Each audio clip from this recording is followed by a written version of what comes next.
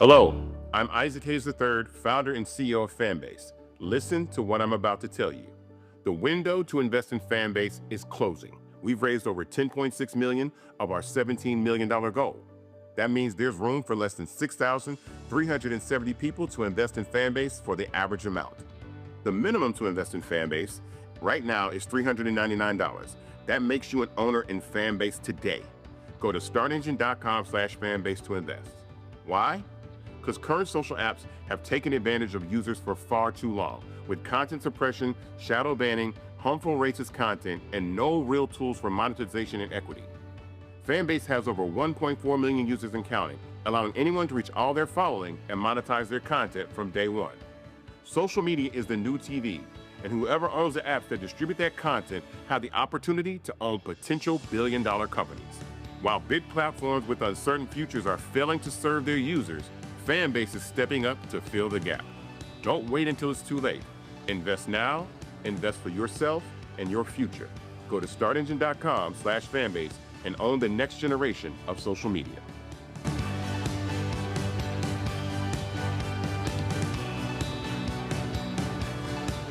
Folks, Black Star Network is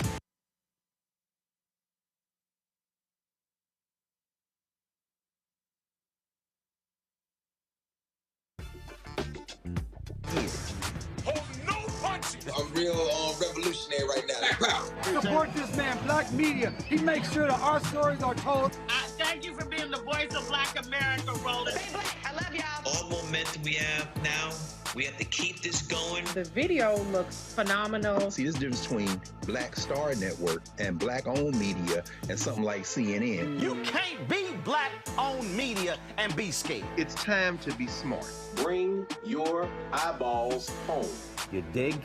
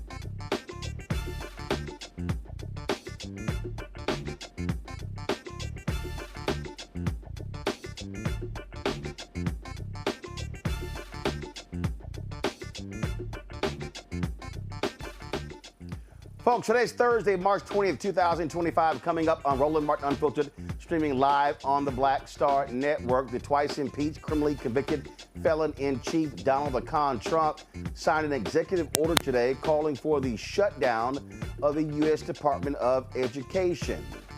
His signature doesn't mean much since abolishing a federal agency requires an act of Congress.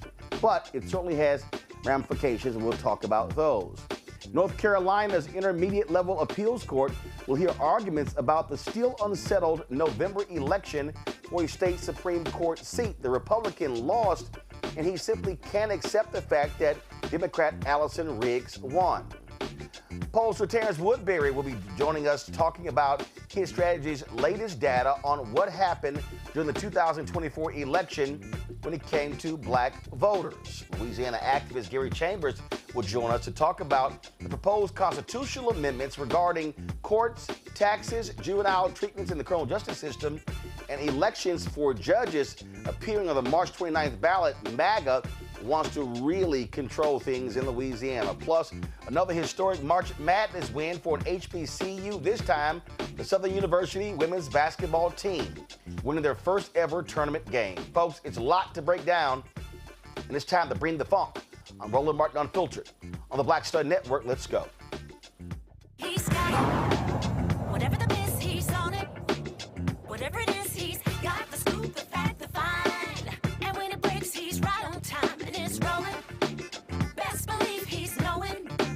Putting it down from sports to news to politics. With entertainment just for kicks, he's rolling.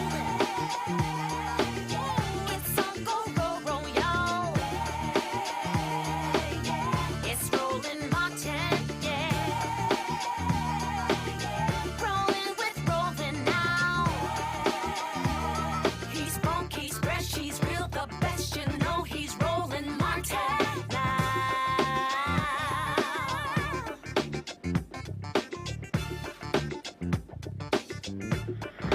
Martin. Folks, this is the twice-impeached, criminally convicted felon-in-chief Donald the Con Trump signing an executive order to facilitate the right's long-standing goal of eliminating the Department of Education. That was always the goal of the Republicans and Project 2025, and so that's what they're doing. During a ceremony in the East Room of the White House, this idiot Trump signed the order while flanked on each side by school children seated at desks. While the order recognizes that it would take an act of Congress to completely shutter the department, Trump directed Education Secretary Linda McMahon to do all she can to achieve that goal. The con man said the department will preserve useful functions like Pell Grants, Title I funding, and programs for students with disabilities. Do we have any audio of him talking? If y'all got anything, just go ahead and roll it. All right, so here's the deal. They're going to sit here, and what they're doing is, again, they want to completely gut the department. They've already laid off half of the employees. This is what they have always done and what they want to do. And again, this is what their goal has always been. My panel, Dr. Nola Haynes, she is Georgetown University School of Foreign Service out of D.C., political sis, social media, political activist out of Knightdale, North Carolina. Reese Colbert, host of the Reese Colbert Show, Sirius XM Radio out of Washington, D.C. Reese, I'll start with you. I mean, bottom line is this here. This is always what they wanted to achieve. They are blaming the Federal Department of Education for the problem with education. I'm here in Texas right now, and in fact, we're going to have also on the show, I got a chance to chat with State Representative Jolanda Jones, and we talked about a couple of things. We talked about the voucher scam bill here in Texas, and we also talked about the Texas Education Agency takeover of the Houston Independent School District. But here's the whole deal. 90% of the funding in America for schools is state and local. So this idea that the problem with education is all because of the Department of Education is right-wing fiction. Mm-hmm. Well, yeah, I mean, the right wing education system has created the problem with us having lower literacy scores, lower math scores compared to other industrialized nations. Look, this is about undoing the progress since Brown versus Board of Education. This is about creating separate and unequal. It is about creating a caste system, or not creating, but entrenching a caste system in which wealthier people get to send their school kids to better schools, in which underprivileged, and I use that in air quotes, underprivileged kids have no recourse for underinvestment in their areas, in their schools, where kids who have disabilities do not have any recourse in ensuring that they have equal access to education, whether that be learning disabilities or physical disabilities. And so this is about making it harder for the playing field to be leveled through education. It's also about eroding the middle class. It's about taking away investments like what Biden-Harris did by expanding public student loan forgiveness and other student loan forgiveness programs. And so this is a full-on assault on all of the mechanisms that have been put in place over decades to make education slightly more equitable in this country. The way to make more progress is not to undo the progress that's been made, but is to double down on it. And this is the exact opposite of that. Nola, people really need to understand, and again, all of these crazy, deranged people on the right, they literally have no clue. They don't even understand that the states that benefit the most from the Federal Department of Education are red states like Tennessee, South Carolina, Mississippi, Alabama, Arkansas. So they just want to just go ahead and cut their noses off to spite their face. Ooh, I am burning up about this issue. I knew it was coming. It's here. You know, as an educator, this is definitely something that my chats have been going off about all day. But I've been thinking a lot about this in that same context, Roland, but also in the context of politics. Last night I did a live and I had a question asked about what is a populist? What does populism mean? And what does it mean when people say that Donald Trump is a populist? Basically, at the end of the day, it benefits a populist, wannabe dictator, wannabe autocrat to have an uneducated permanent class. That benefits him. MSNBC did some interesting polling today around white voters. And to no one's shock, most of Trump supporters were white males who were uneducated. That shocks no one. And while more white women do not support Donald Trump, the ones that do have not received, at the very least, a four-year degree. So this is all part of the playbook. There's nothing new here. Donald Trump is not reinventing the wheel. And it's very easy to convince people that those coastal elites, those Northerners, and I can't tell you how many times I've been hearing that lately. I feel like I've been transported in some sort of time machine and we've gone backwards in time. Like people actually using terms like Yankees and Northerners. What? Where are we? But anyway, my point is they are genuinely convinced that education that we are the permanent enemy, and somehow that they are in on something, that they know something that we don't know, that they have the authentic information that we do not have. All part of a larger scheme. It's not a shock to no one, but it really is the populist autocratic dictator playbook. It benefits them to have a very undereducated base. And to Reese's points, absolutely, this is also about undoing everything that had anything to do with civil rights. Political sis, you're North Carolina, and the same thing. We talk about education, resources, oversight, the ability to be able to collect data. That's the other thing. They don't want to collect data. So when you talk about inequities, when you talk about the issues that we have, when you don't have the data, then you don't even know what the hell is going on. You don't even know how do you achieve parity, because they don't want that. They just sort of throw out these phrases. We're just going to send the money to the states. But these same states, these right-wingers, they don't want the data. They don't want to be able to know what the inequities are. And what we do know here in North Carolina, 1.6 billion of federal funding from the Department of Education comes here.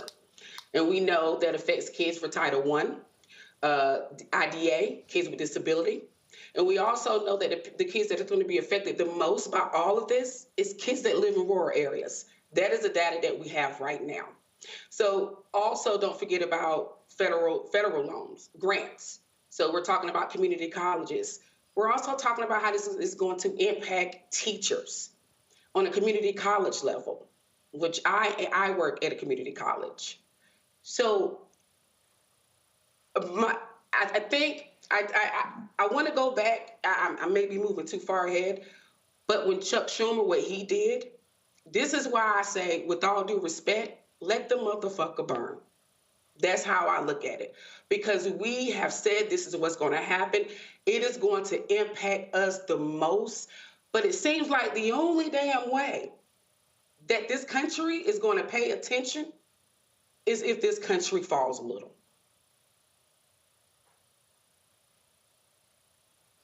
Well, listen, people need to understand what is going on. This is going to continue. There's going to be more of this. And I'm going to say it again, Reese, and I don't care what anybody says. We understand. We know what's going on. Black people are very clear.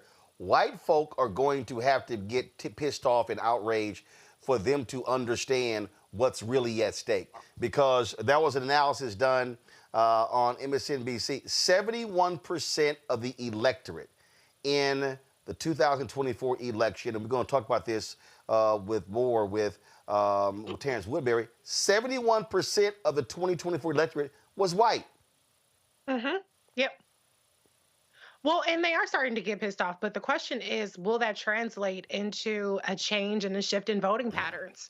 Will that cause some of them to stay home if they can't hold their nose and vote for Democrats? Will that cause some of them to shift in the way that people like to pretend like Black people shifting from the Republican Party to the Democratic Party was all some mindless zombieism that we were infected by, as opposed to an act of self-preservation?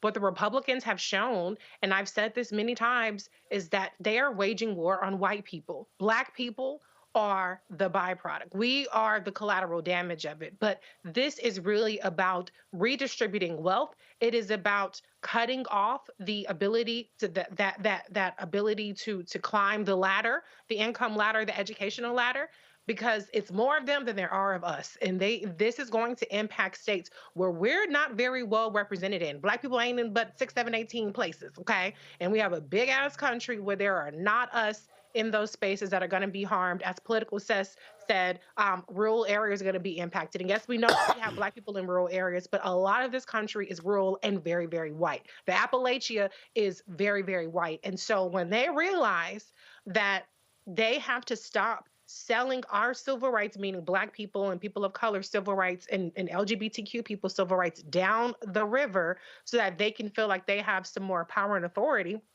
when they realize that that bargain that they're making with the Republican Party is hurting them more than anything, maybe we'll see a change. And in the meantime, we got to buckle up and ride this as best as we can, like we always have. Political says you're seeing that in North Carolina.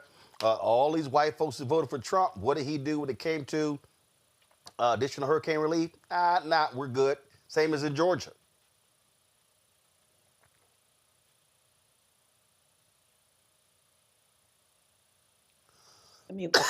You're on mute. You're on mute.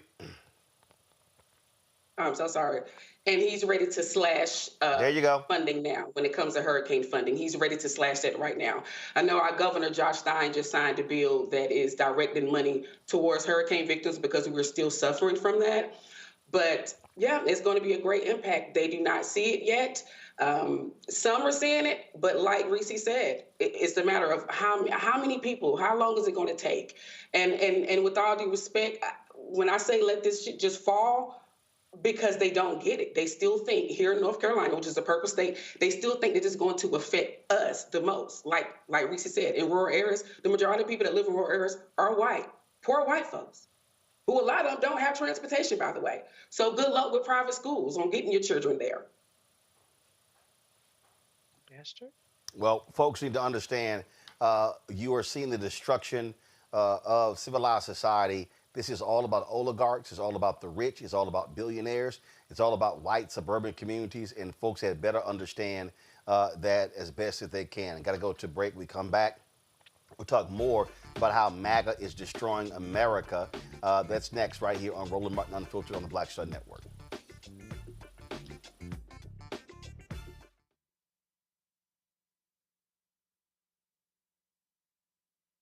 We begin tonight with the people who are really running the country right now. Now, Trump is often wrong and misleading about a lot of things, but especially about history. Donald Trump falling in line with President Elon Musk. In the wake of the unsettling news that MSNBC has canceled Joy Ann Reid's primetime show, The Readout, Roland Martin and the Black Star Network would like to extend an invitation to all of the fans of Joy Ann Reid's MSNBC show to join us every night to watch Roland Martin Unfiltered, streaming on the Black Star Network for news, discussion of the issues that matter to you, and the latest updates on the twice-impeached, criminally convicted felon-in-chief Donald Trump and his unprecedented assault on democracy, as well as co-president Elon Musk's takeover of the federal government. The Black Star Network stands with Joy Ann Reid and all folks who understand the power of black voices in media. We must come together and never forget that information is power.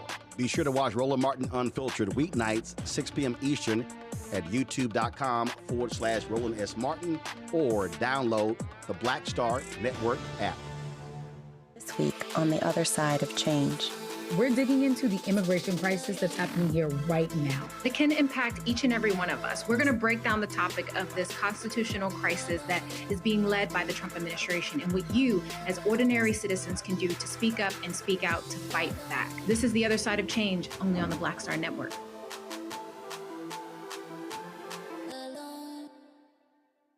Now that Roland Martin is willing to give me the blueprint, hey, Cyrus, I need to go to Tyler Perry and get another blueprint because I need some green money. The only way I can do what I'm doing, I need to make some money. So you'll see me working with Roland. Matter of fact, it's the Roland Martin and Cheryl Underwood show. Well, should it be the Cheryl Underwood show and the Roland Martin show? Well, whatever show it's going to be, it's going to be good.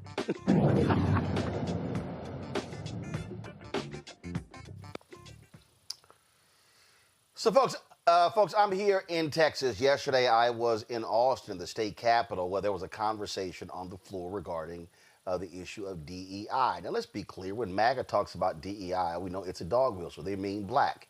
The discussion is taking place nationally with the idiots in Washington, D.C., but you're seeing it happen on the state level, the county level, the city level as well. One of the truly dumbest individuals in the Texas State House is Brian Harrison. This white nationalist, his mission is to remove all diversity, equity, and inclusion funding across Texas agencies. It's being met by resistance from Democrats and some Republicans. So here's this fool, Harrison, explaining why he is leading the DEI budget slashing efforts in Texas. I am a liberty person. We have gotten far away from the principles and the values that made our state and our country great, of limited government, low taxes, low regulations, maximum individual freedom, free markets, private property rights. And here's what I can never, and I wish every elected Republican would remember this. As government expands, liberty shrinks. My name is Brian Harrison. I'm really proud to represent hundreds of thousands of Texans in the Texas House of Representatives, a position that I've held for about 3 years, ever since I returned home to my home state of native Texas, where I grew up, right on the heels of serving President Trump. I was in his administration for the first term. So when I came home to Texas and ran for office here and got elected, I was in absolute shock to learn that the state of Texas not only still has DEI, but that we are funding DEI programs to the tune of billions of dollars. You know, when I got elected, I was excited to lock arms with all these elected Republicans in Texas, because I believed every elected Republican in Texas was fighting as hard for freedom and liberty as those of us in the Trump administration were. And I was shocked to learn that while we have a reputation for freedom and liberty, in many ways, we're just coasting on that reputation. I said, I'm not going to sit here. I'm not going to be silent, and I'm going to cut this off at the source. And I think the best way to do that is to starve it by cutting off all the funds that are going to DEI, because my constituents, they're already overtaxed. Many of them are being taxed out of their homes, and the last thing they want their hard-earned tax money going to pay for is woke Marxist facially discriminatory DEI policies.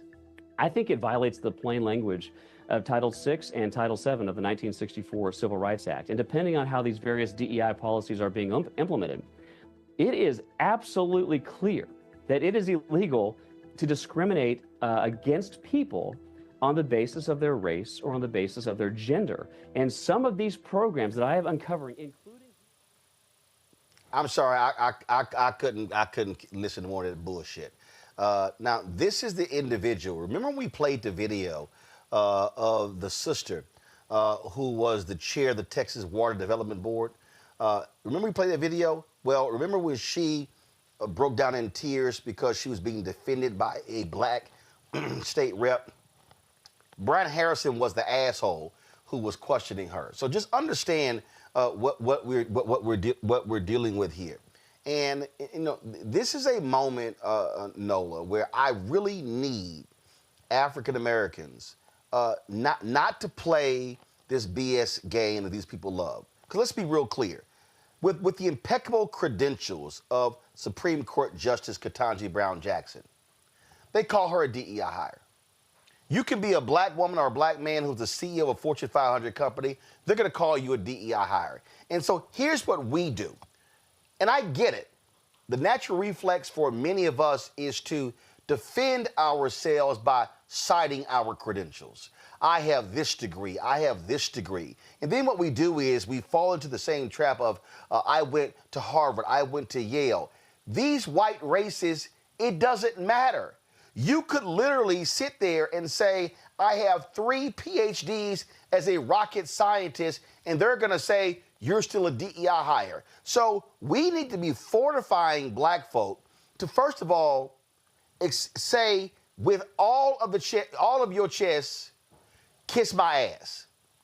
I'm not about to start reciting my credentials to white racists who have no respect for the credentials, because they're going to say, oh, well, you got into college, you got a scholarship, you got these things. I told y'all the story of my sister. They were at a baseball game or a soccer game or something, and she mentioned her son got a scholarship to Seton Hall, and one of the white women went, well, my blonde-haired daughter likely is not going to get one of those. My sister said, well, guess what? At the welcome reception, it was a whole lot of other blonde-haired, blue-eyed kids who were there with their parents, so maybe your daughter needs to study harder. That's the kind of energy we have to fire back at these folks, because they don't care. They don't see white mediocrity.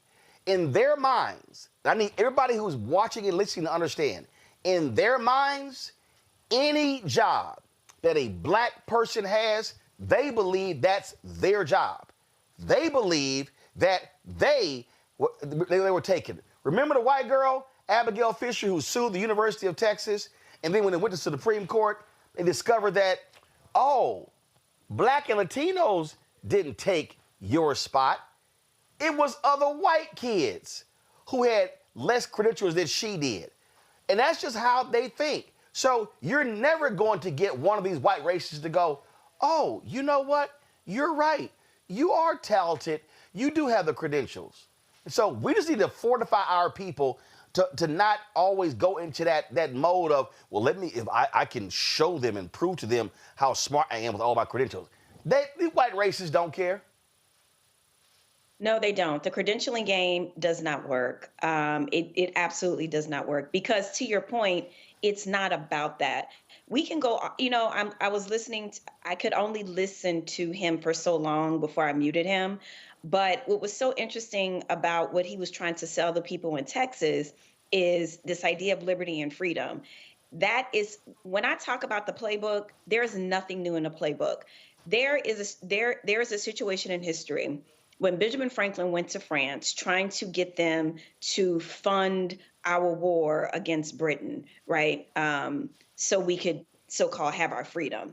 France repeatedly remind them, y'all have slaves though. So this idea of freedom and liberty has never applied to anybody here that looks like us.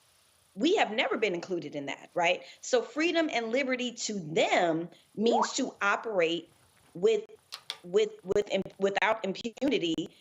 You know what I'm saying? And so for them, diversity, equity, and inclusion holds up a little tiny mirror, just a tiny bit, to show them that things have not been fair. And that is an uncomfortable notion for a lot of the MAGAs to sit with, right? And you had mentioned earlier, or we had a conversation earlier before we went to break, about MAGA. They are so conditioned, that 35% is so conditioned. They are so conditioned to believe all the talking points, that any Black person in any job does not deserve it. Any brown person they see anywhere must be an illegal immigrant, and that somehow they are the victims and they are oppressed. They get a steady diet of this. Those people are gone. They are beyond radicalized. This is a lifestyle. This is a culture. They are gone. I'm not interested in trying to meet them where they are. It's not going to happen, and I'm not going to waste my time, my energy, my lip gloss. I'm not. They are a done deal.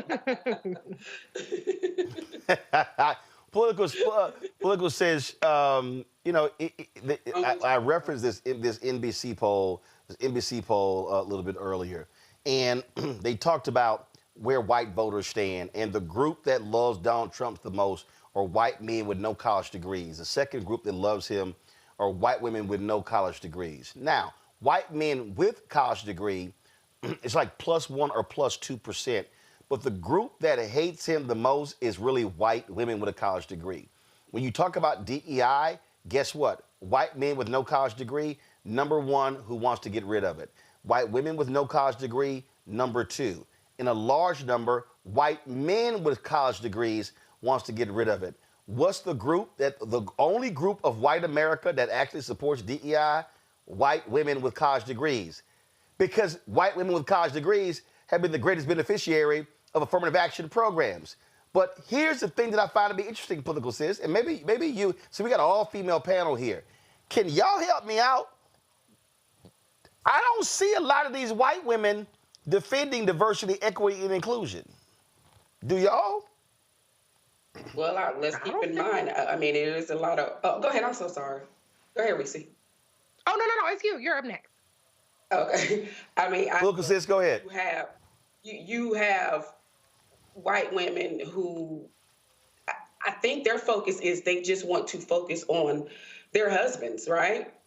Forget about me, because like you said, it's the majority of white women who focus on keeping DEI, or white women with education, right? So, when you look at the people who came out and voted for Trump a lot was white women in rural areas. That's what we saw in North Carolina, right? And these women walk around here with no damn teeth in their mouth, oxygen tanks and shit, worrying about their husbands. And their husbands, by the way, are veterans, right? They're veterans who now they're finding out, guess what? Their asses benefited from DEI. So again, it goes right back to letting that damn ship sail. Go down. Reese, Reese, bottom line is here. These attacks on DEI are about attacking the economic independence, if you will, and the economic infrastructure of Black America. That's what this is all about. 100%. First of all, fuck them. We ain't got to explain our credentials to them. They'll never be satisfied anyway. But we are obligated to correct the record. So when this fuckface Harrison is saying that $1 billion is spent on DEI, it's not $1 billion spent on DEI. When there are contracts that have DEI provisions, which, by the way, as you pointed out, Roland, tend to go to white women, because white women are considered minorities, so women own businesses and things like that. That is a provision, but the services rendered are not DEI services. If a white woman has an asphalt laying company, or a Latino business lays roofs, or a Black business is providing engineering services, those are not DEI services. Those are standard services provided by people who are not white men. So to your point, Roland, this is about attacking the leveling of the playing field. This is about the fact that these white folks do not believe that any of us should have anything. They really don't believe that each other should have anything. They just believe that they alone should have the resources. So it's not even about that they want white people to get ahead. They want to get ahead because when white people are given the opportunity to support their own brethren and sisterin with health care, expanding Medicaid being one of those things, with shoring up Social Security, with environmental protections, with higher minimum wage, they still give their votes to Republicans. So it's not even just a matter of they don't want us to have anything, they want to keep everything for themselves. And I don't think that's a problem we can solve, but we can correct the record. Nola? It is an economic situation. And it's an economic situation. And it's also the fact of how dare we shouldn't be having this conversation. A Black man shouldn't have his own network. I shouldn't have my PhD. Reese shouldn't have her own show. Politics Sis shouldn't be here. It is this correction of a record that they believe that they have been aggrieved probably since the Civil War. There's been some very interesting kind of migration tracking that's been going on, talking about how the white Southern migration, how we had a lot of those folks on the West Coast, like in Colorado and all those different places, you know, during the gold rush and all those different things. And so how you have a lot of those sentiments that didn't creep northern, but they crept more westward, and how we are having a resurgence of this kind of, we got to get the South back kind of mentality. And then you have these people that are kind of like spread all throughout the country, and then also in the middle part of the country. And it's this resurgence of whiteness that goes all the way back to civil rights days, where a bulk of them truly believe that we still belong in chains. So dismantling diversity, equity, and inclusion, dismantling critical race theory, weaponizing wokeism has everything to do with what that congressperson was talking about in Texas about their concept of freedom and liberty. So to say that it's an economic argument, absolutely it's an economic argument in that they blame us for getting our freedom and messing up their cotton, messing up their generational wealth. So how dare we want to equal or level the playing field on in any regard, because they don't believe that we're supposed to be here at all anyway in the first place. Well, folks, we often talk about we often talk about the results of voting or not voting. And we show this over and over and over again. And when we talk about what's happening in the nation's capital, Black turnout actually went down. There were people who decided to stay at home. We talked about that story in the New York Times where they talked to a 39-year-old Black woman in Milwaukee, battleground state, who said, well, I thought Trump was going to win, so therefore I just didn't vote. But now she's a teacher aide, now she's complaining. So of course they're shutting down the Department of Education, or trying to, which is going to impact her. But she actually chose not to vote because, well, she just thought that he was going to win. Louisiana, same thing. Significant number of Black people, a massive Black population in Louisiana. And a lot of those folks didn't vote. And that's how MAGA Governor Jeff Landry, who was previously Attorney General, that's how he won. So guess what? In 9 days, voters in Louisiana have another election. They're going to decide on 4 proposed constitutional amendments for the state constitution. The changes concern the courts, taxes, juvenile treatment in the criminal justice system, and elections for judges. Activist Gary Chambers joins us right now from Baton Rouge. Gary, glad to have you here. Before we walk through, again, these amendments, and we know what happens. This is what some call an off election. And so these things typically pass because there is absolute small turnout. Are you seeing any signs that Black people in Louisiana are waking the hell up? Well, thank you for being a part of this conversation. As always, Roland, you are elevate our voices here in Louisiana. But yes, I just finished a statewide tour with the Power Coalition going to Shreveport, Lake Charles, the river parishes, New Orleans, and my hometown of Baton Rouge to stimulate the conversation around these taxes, around this juvenile justice amendment that would allow more juveniles to be incarcerated as juveniles in the adult penitentiary. Not a single one of these policies is a benefit to the people of this state. And we have been moving the conversation to make sure that people knew about it. I hope that if a sleeper election gets 5 to 10% more people to show up that say no to all 4 of these amendments, that before the legislative session starts, that'll send a message to the governor and the legislature that these policies are not the direction that the people in this state desire to go in. And let's be clear, Jeff Landry wants to lock up more black people.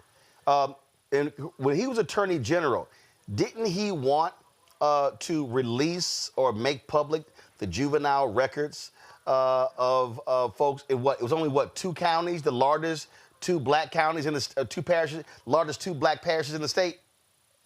Absolutely. There was a policy that he was pushing as Attorney General as well as governor. In his first special session, he already made it, passed laws and signed into law more policies that would allow juveniles to go from juvenile penitentiaries to adult facilities. He is building more juvenile prisons as we speak. There's putting millions of dollars to the side to build juvenile detention facilities.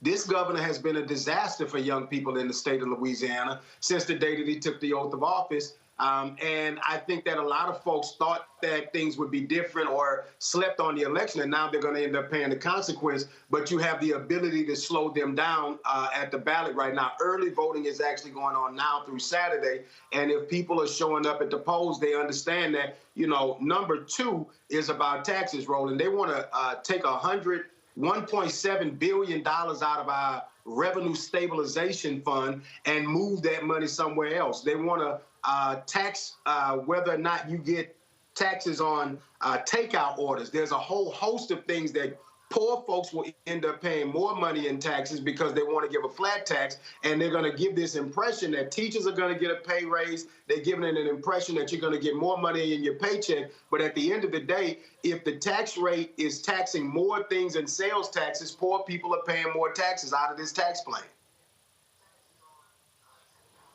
All right, so walk us through these 4, and from your point of view, how should voters, especially black voters, be voting on each one of these constitutional amendments? Just take us through 1 through 4.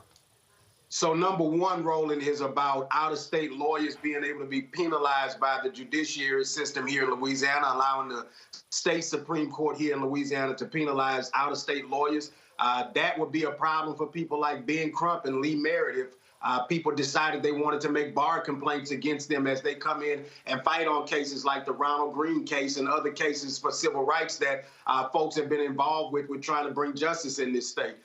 Constitutional Amendment number 2, and to be clear, on number 1, if you are an out-of-state lawyer and you violate our policies, there's already a procedure to go through to penalize those lawyers. Number 2 is a complete restructuring of our tax system here in Louisiana. Now, we do have a broken tax system here in the state of Louisiana. We have the highest sales taxes in the country, but this would give us a reduction in income taxes in some ways, but that reduction would end up in higher sales taxes than we already have. And we know that people who are poorer or have less money will be impacted by that more. So if you make $350,000 a year and this tax plan goes into place, you may not feel anything other than more money in your bank account. But if you make $50,000, $60,000 a year and they're taxing your takeout services, they're taxing your subscriptions, they're taxing more things, these things will cost you more money in the end because of the sales tax that's attached to what is going on.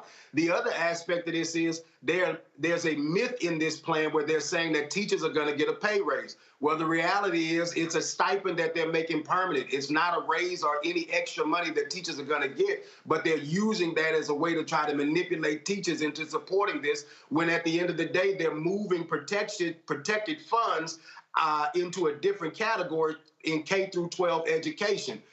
Number 3 is extremely egregious, Roland, because number 3 gives the ability to give more penalties that they will incarcerate juveniles for. Now, if you're a juvenile and you commit murder, rape, or certain violent crimes, you already will be charged as an adult. This would take the Constitution and allow them to take those charges out of the Constitution. And so if a kid is at school, the kid happens to pick up his friend's cell phone, they say they stole a cell phone, a kid steals a cell phone, that kid could be then charged as an adult for a $500 theft in any situation, depending on the parish that you're in.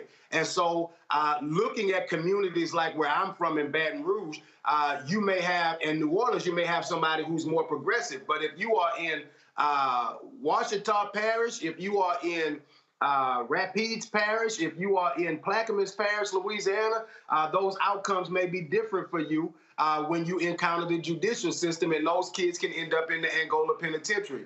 And the 4th Constitutional Amendment gives the ability for races for judge to happen sooner if a vacancy happens on the judiciary. The reason that's a problem is a sleeper election just like this one would be able to elect judges when instead of putting them on the largest turnout election to come. So you got an election that just happened for a state senator here in Louisiana where 9.5% of the people in the district showed up to vote in that election. Another district where 14% of the people showed up to vote in that election. There are people in power who want these low turnout elections because they get to determine who wins those races. That is not good for democracy. It is not good for the judiciary. It is not good for justice or the people of Louisiana, Roland. Questions for my panel. Political Sis, you're first.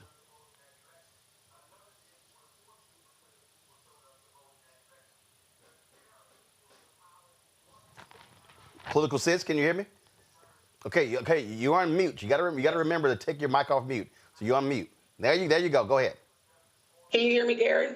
It's an honor to meet you. Yeah, we got you. 79% in reference to Amendment 3. 79% of juveniles in secure settings, meaning like a detention center, that is what they're black men, black young boys, versus 14% of white. And it's the same around the high percentage points when it comes to non-secure settings, like in the custodial settings. This is directed at young black boys. This is directed at young black boys. How can we get this message out to our black folks in Louisiana? And sorry about the mute button.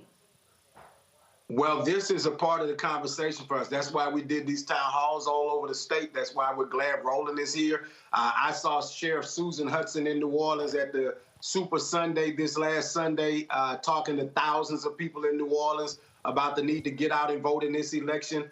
People are sounding the alarm that this is happening. We just need as many people around the country helping echo that so that people in this state pay attention to what's going on.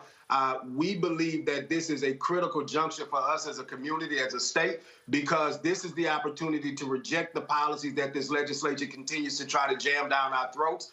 We know that this will target young black men. And listen, as somebody who was expelled in the 3rd grade, the 5th grade, the 6th grade, and the 7th grade, if it wasn't for a village who was there to surround me and support me, I would not be here.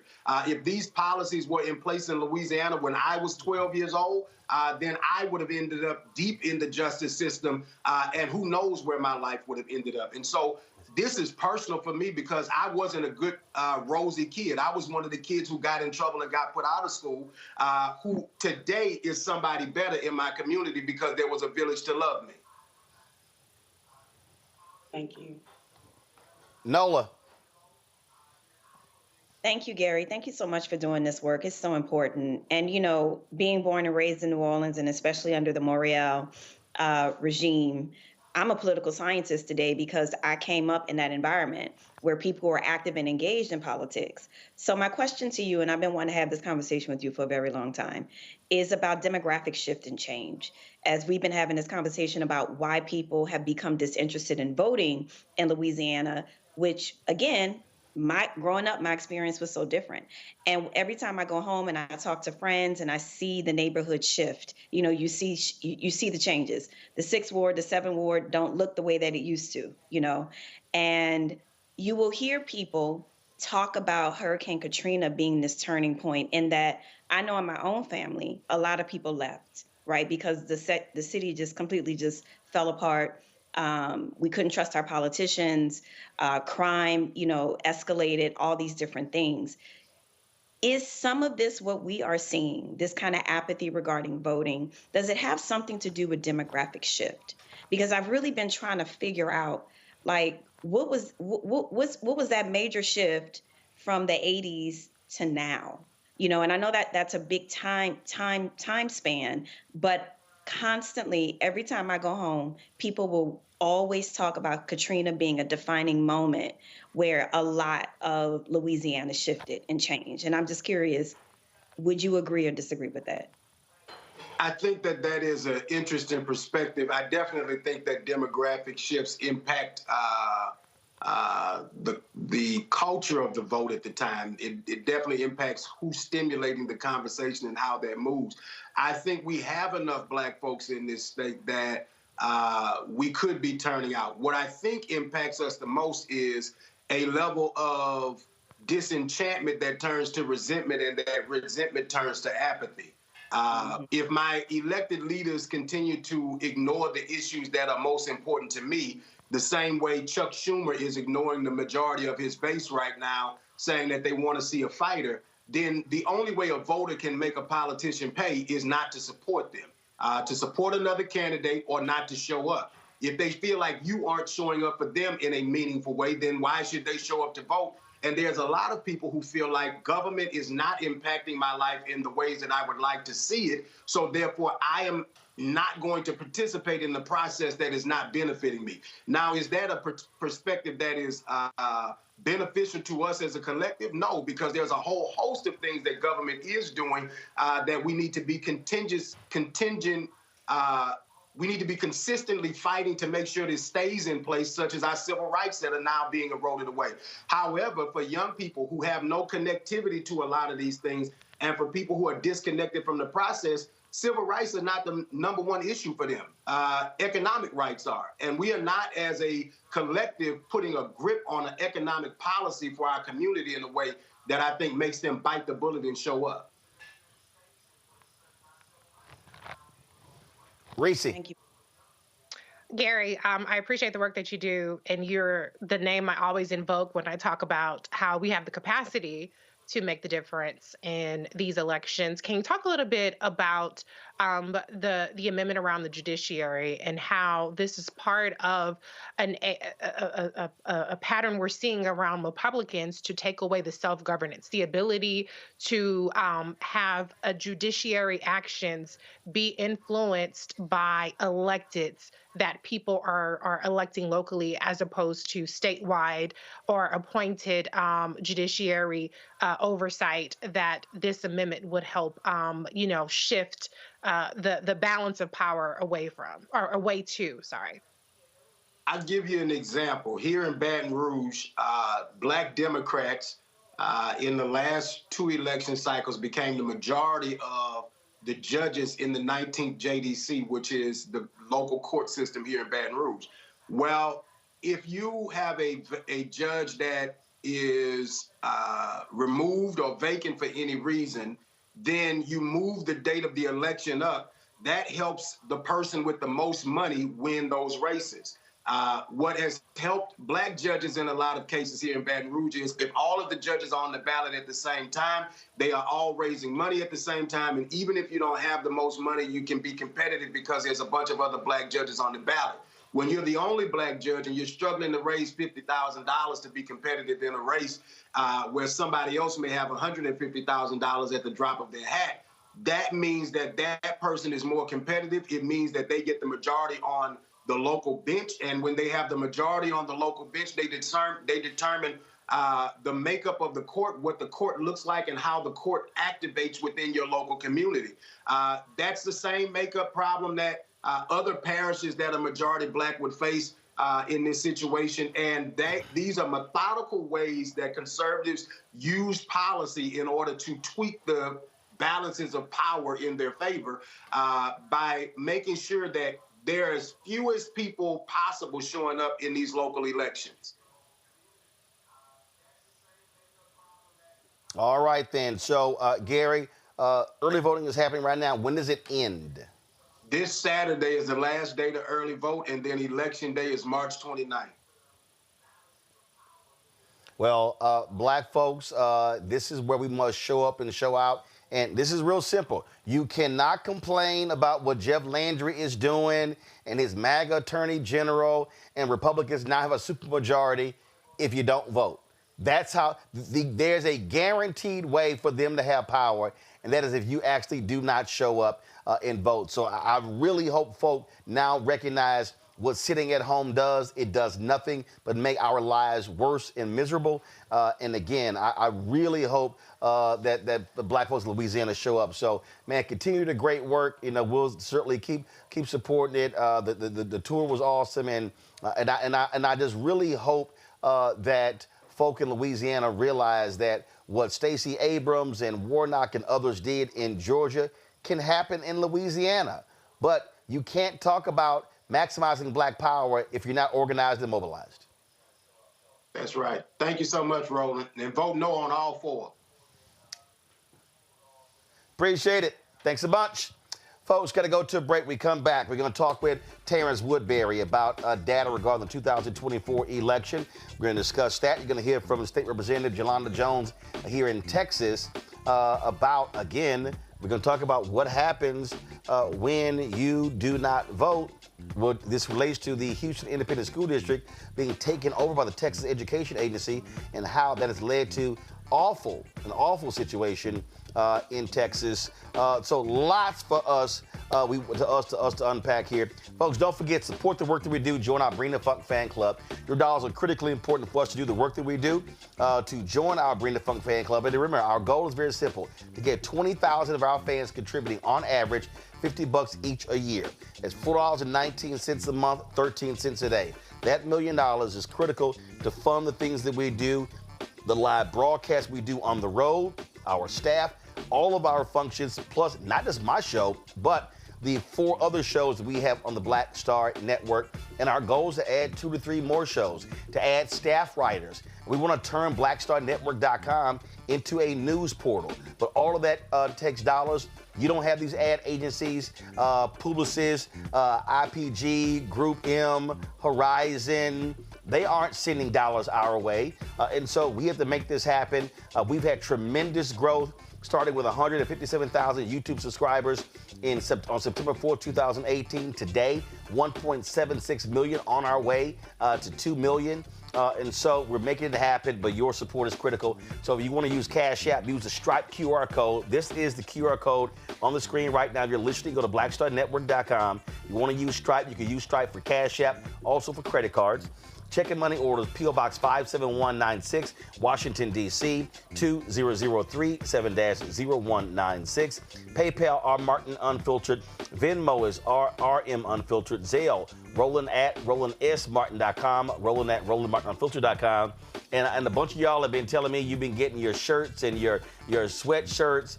So y'all do me a favor, post on social media or send me an email, and then we'll show folks, we'll put it on the air. People rocking their Roland Martin Unfiltered swag.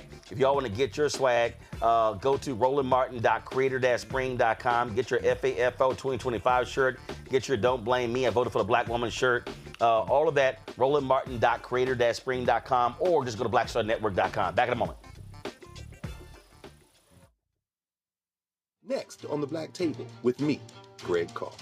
We look at the history of emancipation around the world, including right here in the United States, the so-called end of slavery. Trust me, it's a history lesson that bears no resemblance to what you learned in school. Professor Chris Manjapra, author, scholar, amazing teacher, joins us to talk about his latest book, Black Ghost of Empire, The Death of Slavery and the Failure of Emancipation. He explains why the end of slavery was no end at all, but instead a collection of laws and policies designed to preserve the status quo of racial oppression. The real problem is that the problems that slavery invented have continued over time. And what reparations are really about is saying, how do we really transform society, right? And stop racial violence, which is so endemic. What we need to do about it on the next installment of The Black Table right here on the Black Star Network. This week on the other side of change. We're digging into the immigration crisis that's happening here right now. It can impact each and every one of us. We're going to break down the topic of this constitutional crisis that is being led by the Trump administration and what you, as ordinary citizens, can do to speak up and speak out to fight back. This is The Other Side of Change, only on the Black Star Network.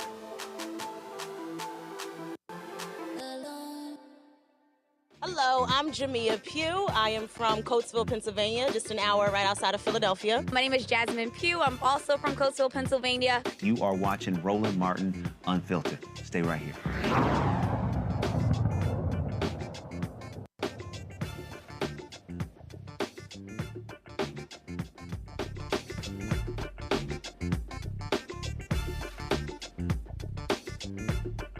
Folks, we talk about elections. What do I keep saying? Elections matter. In the last election, black voter turnout dropped. A lot of people stayed at home, not just African Americans, Latinos, young voters as well. And so what really happened? How did Vice President Kamala Harris lose to Donald Trump? He's running around talking about this mandate he got, and he got this and got that, won all these counties, all these things, and you got a bunch of people hollering, talking about, yeah, it was a mandate, but the reality, was it really a mandate? Well, Terrance Woodbury, Hit Strategies, has really been going through the numbers, but also been doing focus groups, getting a sense of what happened, and so he joins us right now.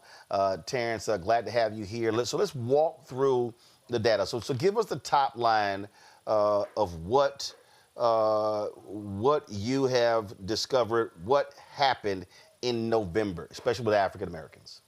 Absolutely, Roland. Thank you for having me, man. Look, Hit Strategies has been poring over exit poll data, voter file data, and sitting with black voters in focus groups since the election to really understand what happened. Where was there underperformance? Where was there underperformance, and why?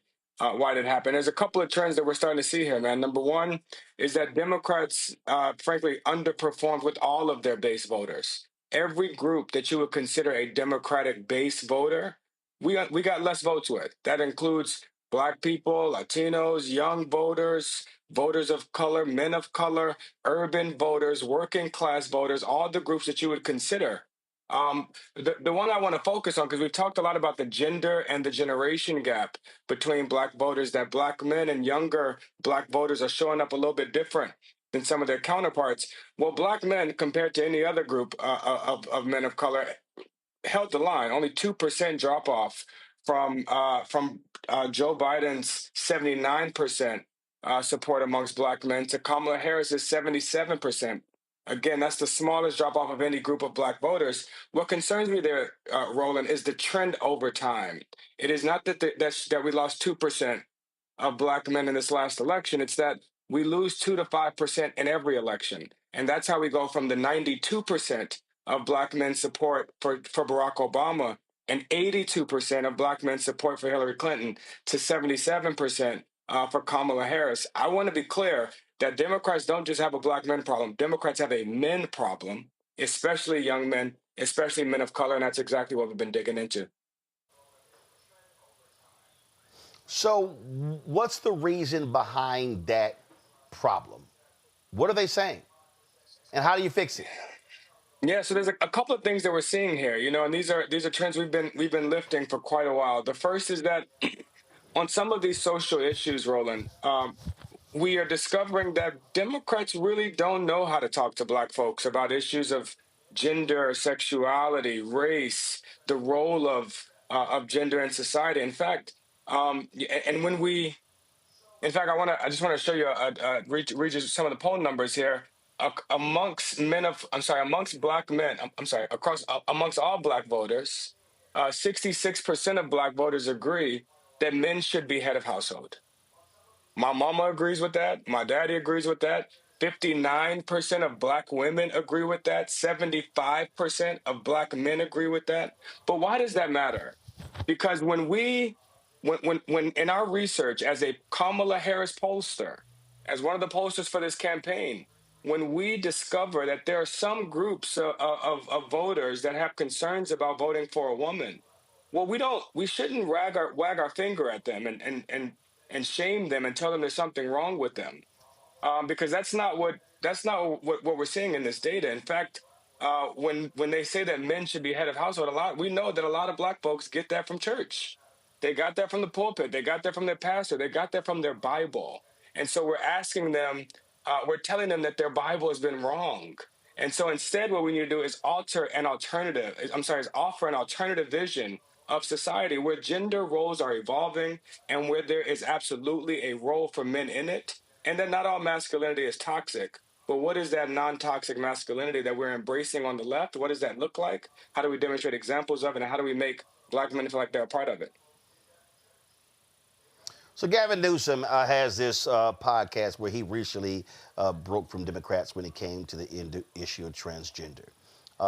Donald Trump, MAGA, was highly successful last year in running, more than $200 million in ads, specifically dealing with transgender surgeries for inmates, but also, as they frame it, men playing women's sports.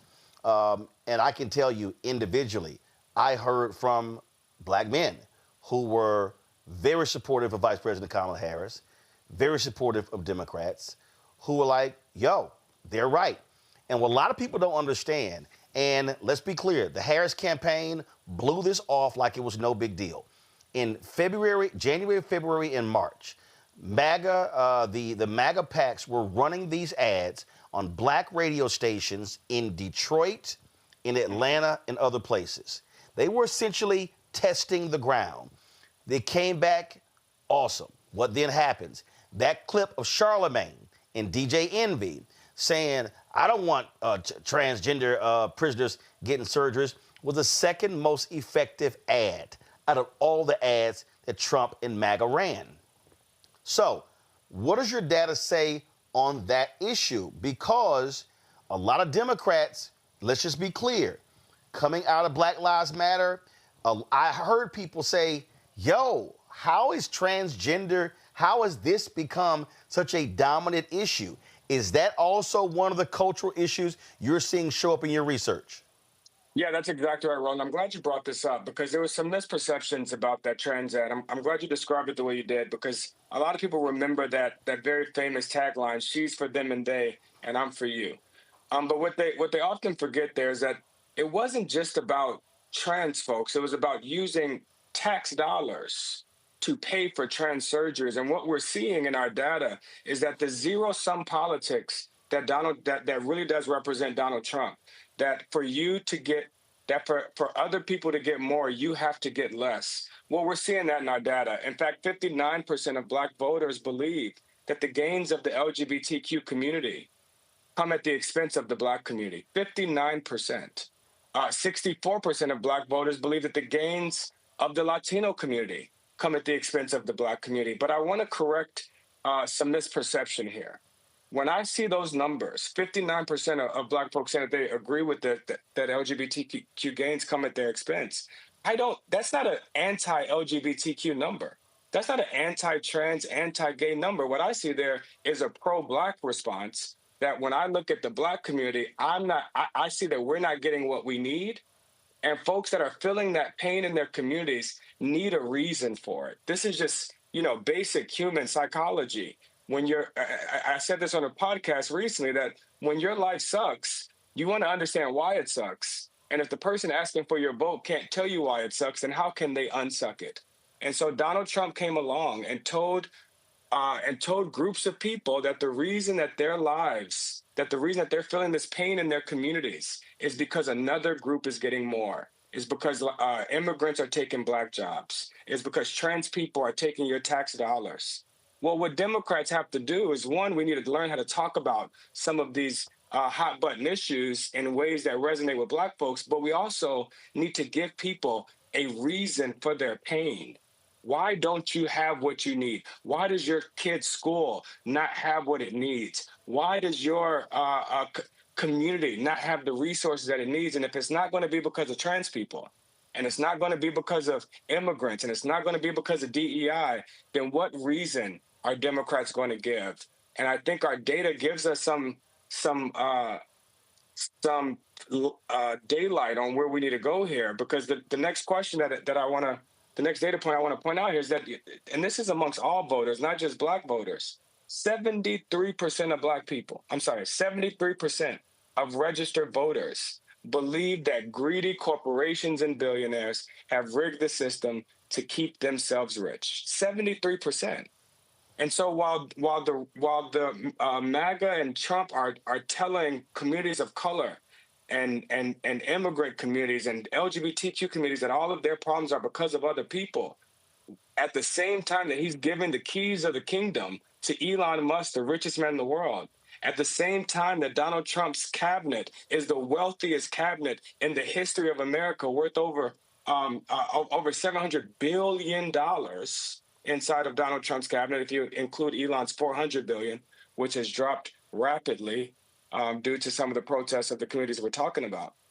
But if we're not able to offer the alternative, that it is not because of the person that has less than you that you have less, it's because of the people that are hoarding all the resources at the top, that are pillaging our government, and that are cutting services for the least amongst us in order to make themselves rich. I could tell from the data, Roland, that not only black folks, but Americans will believe that, and we can begin to mobilize the multiracial coalition that is being splintered by these zero-sum politics. So your biggest three takeaways, you said that in number three, voters trusted Trump on the issues they cared about the most, the economy and immigration. I bet they sure as hell are regretting that. But let me break that down. First of all, 10 of the last 11 recessions, Republicans. The Republicans have messaged their way into getting people to believe they're great for the economy. No, they're great for major corporations and tax breaks. They're not great for the economy. And the reality is Biden-Harris is better. They were just horrible at the great things that they actually did. Even on immigration, Biden was even right now, Biden was deporting more people every week than Trump is. But here's the difference. Biden didn't have his Department of Homeland Security secretary out there playing dress up, doing photo ops, photo shoots in gear. She wearing every damn piece of swag they got in Homeland Security. What Donald Trump has done, and this is also tied to messaging, he has turned immigration, deportations into a television show.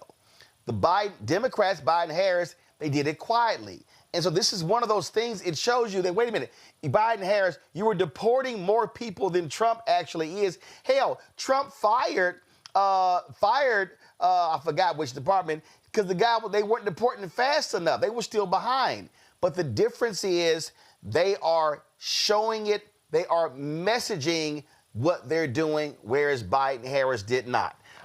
Just talk about that, your assessment of that. That's exactly right, Roland. Democrats really have to get into the game of political theater. I've argued for a long time that our politics are post-policy. Americans agree with us on policy. Black folks agree with us on policy. Young people, people of color, men of color agree with us on policy, from gun control to immigration to not immigration. That's the only one. Immigration and economy are the only ones that they don't agree with us. But on all of these issues, healthcare, student loans, gun control, climate, they agree with Democrats overwhelmingly on policy. We are losing them on the storytelling. And a part of that is because we're not lifting up the stories of the folks. Even at this moment, at this very moment, Donald Trump's approval rating today is higher than it was in his first term, higher amongst all voters, but even twice as high amongst black voters. In Donald Trump's first term, he had a 15% approval rating from black folks at this time in his first term. And now Donald Trump has a 32% approval rating amongst black folks. And that's because we're not connecting the dots on how the actions that he's taking are hurting black communities, are hurting black people. And a lot of that does come with the showmanship. I want to read you a stat here that I believe represents where black folks would like to see the Democratic Party going. When we ask this question, which of the following statements is closest to your opinion? 22% of black folks believe that Democrats should keep their heads down and allow Donald Trump to fail and prove that he is incapable of governing. 22% believe that. 78% of Black folks, the overwhelming majority, almost 80%, that's like everybody that's almost everybody that you know. 80% believe that Democrats need to fight back as often and as visibly as possible. The visibly part. So basically, black people are saying, James Carville, you know what the hell you talking about. Yeah, that play dead shit is for the birds. Black people want to see less James Carville and more Representative Al Green and the courage that he showed when he stood face to face with Donald Trump and told him that he didn't have a mandate. You're number 2. You said Harris lost, but Dems did not get wiped out. Can you tell Stephen A. that? I mean, all these people are running around. Oh, my God, Dems got destroyed. They got crushed. And I'm like, no, they didn't. They literally almost won the House. And this is the problem when people act like the entire House is burning. It's actually not. It wasn't a mandate. The reality, I mean, we're talking about the shifts that she could have actually won, but when you had all these factors at play, Biden in the debate, him dropping out in July, I mean, you had all, frankly, Biden insiders trashing Harris in 2021, 2022, 2023, 2024, causing her numbers to go down as well. The reality is she almost pulled it out. That's right. That's exactly right, Roland. Look, Kamala Harris was able to close a double-digit deficit. Joe Biden was down double digits in battleground states. He was down more than 20 points amongst young people, almost 20 points amongst Black people. Kamala Harris joining the ticket closed that gap in just over 100 days. She was able to close that gap. And in fact, she won 73 million people, 73 million votes. That's the second most votes ever by a presidential candidate, second only to the person that beat her in the same election. That means that Kamala Harris got more votes than Joe Biden when he won. She got more votes in Georgia, in North Carolina, in Michigan than Joe Biden got when he won. And so this idea that there's a mandate, if anything, I would argue that there's that the country is split and there's a mandate for the other half for the other half of the country that didn't win, that there's a mandate for us to start representing the opposition and not the minority. That folks that have, regardless of what party you're a part of or who you voted for, if you see what's happening and disagree, you are in fact a part of the opposition. That was 73 million people that saw the MAGA shit that he was presenting and said no. And that is a growing coalition, including 10% of Republicans who voted for him and disapprove of the job that he's doing. And so there's an opportunity here for Democrats to really mobilize this growing opposition of folks that would like to see more Democrats fight back as much and as visibly as possible and not roll over and play dead the way James Carville is encouraging them to. Your number 1, and we're going to talk about this before I go to my panelists for questions, something that we've said, I consistently said during the campaign, you got some of these Negroes out here like, oh, Roman, you got $350,000 from the Kamala Harris campaign for ads, but they want to ignore the other $599,700,000 that was spent on ads that largely white media got. You said underinvestment caused significant erosion to Democratic base, could signal a realignment if not corrected. The bottom line is this here. The people who are more likely going to vote for you is your base. You must shore up your base. I'm sorry. I was there the day before the election. That damn Kamala Harris rally in Philadelphia was fucking obscene. It was obscene. And I mean, I was standing there, we're covering it, and I'm like, I wonder how much all of this costs and if they put this much money into the ground game in Philadelphia alone. When we were in Houston, I'm born and raised in Houston. I love my city. But the rally before the election in Houston was dumb.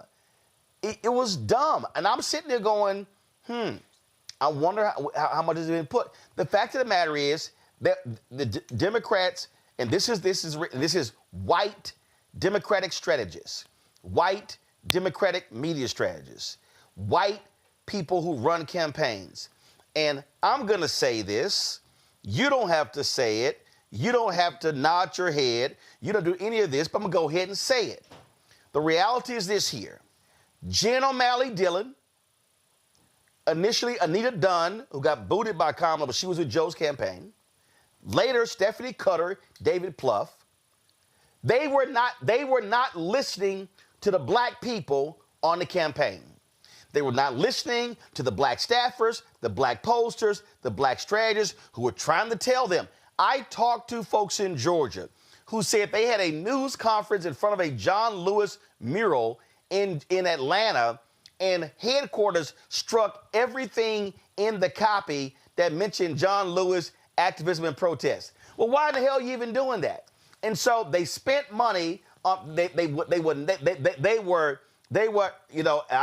were yes, this is an appropriate word. They were niggardly with the money for black radio, black newspaper, because their whole deal was, oh, we got them. No, you didn't have them, okay? They made people like me jump through hoops to even get interviews, and this is why they keep losing. They are running a 1984 black strategy in 2025. You cannot show up at the NAACP Freedom Fund dinner. You cannot just drop in to some black churches in October and win. You have to be spending money in the year. If it's a November election, you got to be spending 12 months out.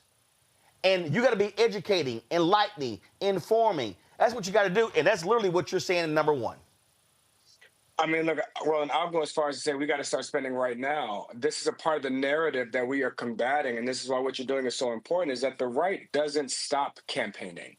Donald Trump is running, they are running Donald Trump ads on this program today. Right now, they are running Donald Trump ads today.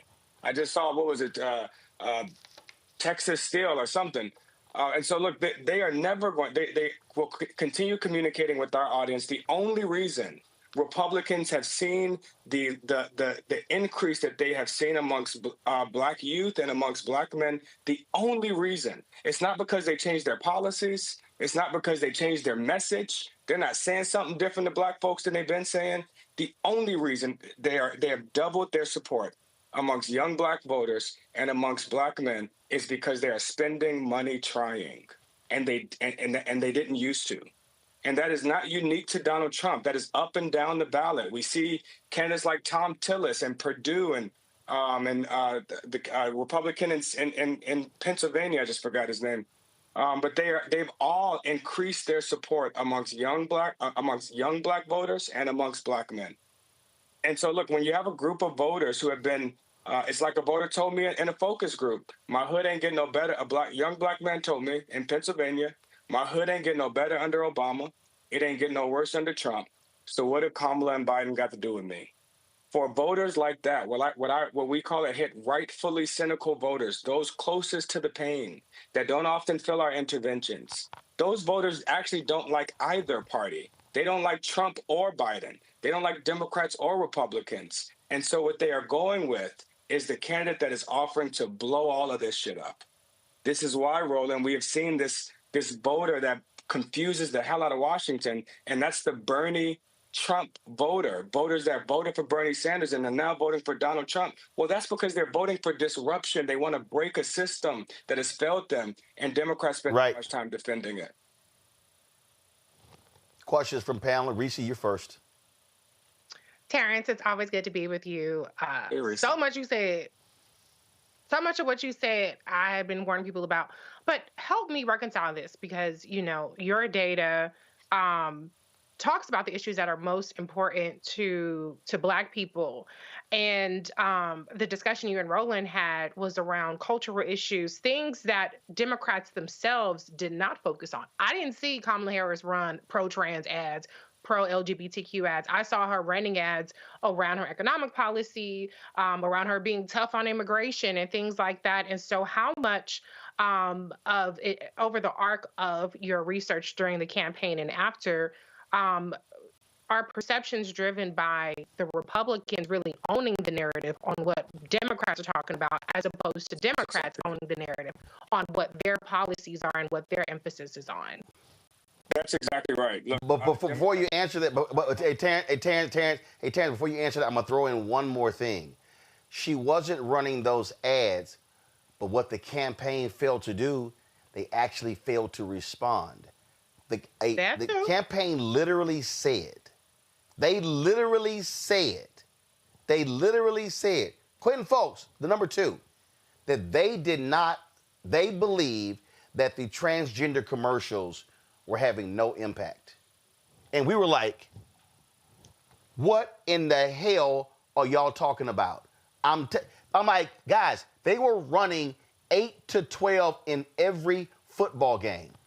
I'm telling you right now, Jen O'Malley Dillon, Stephanie Cutter, David Plouffe, and Quentin Folks, I don't know what planetary system that they were campaigning in, but it was totally different than the one that we were living in. Terrance, go ahead. Political malpractice, for sure. Listen, look, when it comes to these culture issues, you're absolutely right, Reese. The Democrats have not been engaging, have not waged their political campaigns on these cultural issues. Republicans are certainly leading these conversations around wokeism, around DEI, but the problem is that we are allowing Republicans to shape the issue context that the election is happening in. I could have told you 2 years ago that if the number one issue in every election is economy. 2 years ago, I could have told you if the number two issue was not abortion, then we would probably lose. If the number two issue was immigration or crime, and instead of abortion or guns, then we're probably going to lose. And so we allowed them to shape the issue context, and they have done that by now launching we are in a culture war. But it's a war that Republicans have started and that Democrats have to respond to, because when we don't, here's how this works. Democrats don't respond or defend critical race theory. Democrats don't respond or defend the Supreme Court overturning affirmative action. Democrats don't respond or defend to removing Black history from books. In fact, our response is we don't believe in CRT. We ain't woke. Our response is to deny all of these things. And so when they now come in and start gutting all of this shit, and Democrats now look to Black voters or look to voters of color to mobilize a resistance and an opposition, well, we haven't given voters a reason to defend affirmative action, CRT. In fact, 40% of Black folks believe that racism exists but doesn't prevent them from achieving from pursuing opportunity. And so if we're not presenting the pain or the alternative, then we are going to continue to allow Republicans to shape the narrative and to launch a culture war that we have not figured out how to show up to. Nola? Terrance, thank you so much for this data. This is wonderful. I love this conversation. I during the campaign, I was a national security and foreign policy messenger. And while foreign policy typically doesn't win elections, foreign policy did factor in to the emotionality of the election, right? And as one of the people who were invited into the rooms, but who wasn't listened to in terms of messaging, a lot of that fell on deaf ears. And then we saw the results. We saw how Michigan responded. And so my question is, as we're seeing all of these different things happen, as we're seeing the way that Trump is blustering, that bullish kind of posture towards Mexico, towards Canada, towards Panama, towards Greenland, while the traditional thinking is, and some of the data would support, that foreign policy does not win elections, it does impact elections. How can Democrats be out there right now talking about this? I think that they're making a mistake by not talking about colonial imperialism, this kind of huge reversal, back to this time that no one wants. I think it's a mistake that they're not leaning into this kind of rhetoric, because it's more than rhetoric. It's true. So in your professional opinion, how does that shift begin to happen in terms of messaging? I'm talking to some folks on the Hill because they're like, what do we do? But how do you get them to listen? Yeah. Foreign policy is interesting because you're right. For Black voters and for most voters of color, it doesn't typically register as a top issue that impacts who they are voting for. Even in this election, we tested the war in Gaza and the war in Ukraine. as the saliency of these issues and how much it was impacting people. I don't have the exact number, but I could tell you less than 10% of Black folks say that was an important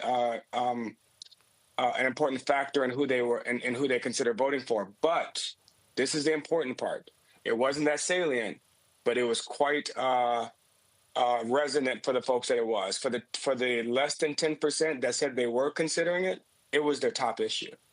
Mm-hmm. Right. And so for those young folks and those voters of color and those folks in Michigan, while they didn't represent a large part of the constituency, it was the most important thing to them. And many of them felt like they didn't get the response that they needed from the Democratic Party. I do think that there's an opportunity here as he continues to strip and rip foreign aid from around the world. I remember shithole countries coming up in a lot of focus groups in his last administration. When he said that about countries in Africa, focus groups were repeating that back to me. Well, unfortunately, I haven't heard anybody bringing up the fact that Elon Musk is in South Africa trying to return back to apartheid, and that Donald Trump is offering white Afrikaners to be refugees in America, that we are withholding funding from countries across Africa. And frankly, that a lot of that funding, while it does benefit those countries and they need that aid, it is also to keep us safe. Look, guys, measles and AIDS and pandemic, these things don't have country borders. This is why we fight these pandemics around the world, because it's the only way to keep them out of America.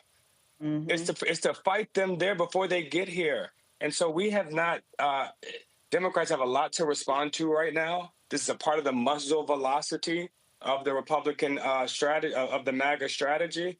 But a part of what we have to figure out how to respond to all of these things. We can't allow any of these attacks that hurt our communities or frankly hurt our diaspora, because again, while it may be less than 10% that are prioritizing the diaspora, the folks that do prioritize it as their number one issue. And so we got to find a way to respond to it and to mobilize the folks that do care to actually join this opposition. Thank you. Political Sis, your question. Hey, Terrance, how are you? I'm here in North Carolina. What I do know is that USAID affects farmers here in this state. What I do know is that USAID affects education on a college level when it comes to grants.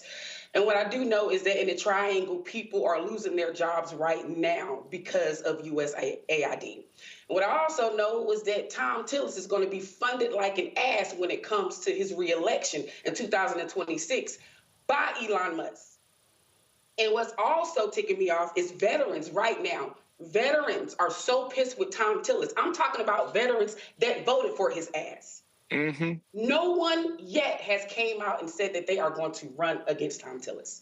No one yet has done that. And everyone, I think, is waiting to see what our former governor, Roy Cooper, is going to do.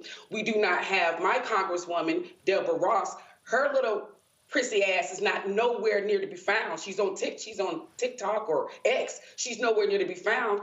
And right now, even on a local level, our local politicians, right, our state politicians, they are nowhere to be found. They are not showing up at these town hall meetings. They are not going in these rural areas that's going to be affected the most by cuts or getting rid of the Department of Education. So I'm with you on that. I'm looking for shit that I know. What I see at USAID, okay, let me grab what's going to affect my people, right? That's what I'm going to look at when it comes to USAID, the Department of Education. Let me say, well, shit, wait a minute now. We're talking about Title I. We know it's going to affect low income. We're talking Head Start. We know this shit, right?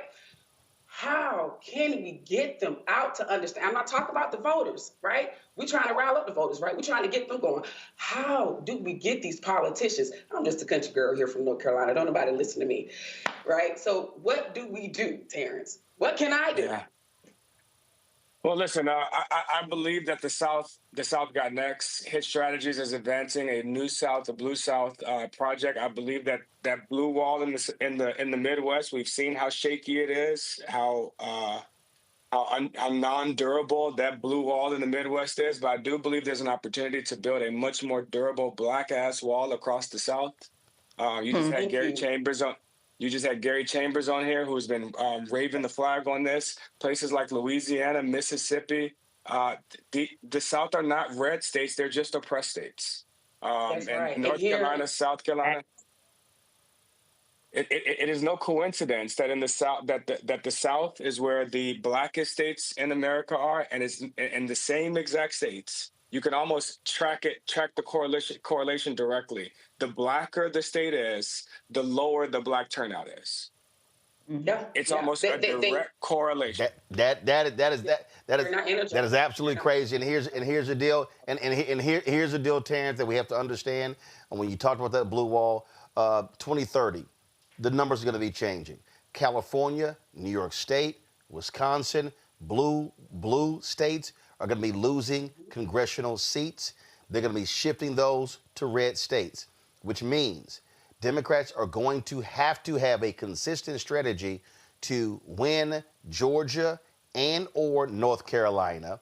And they're going to have to make Florida, they got to figure out what to do. Florida has to come back purple.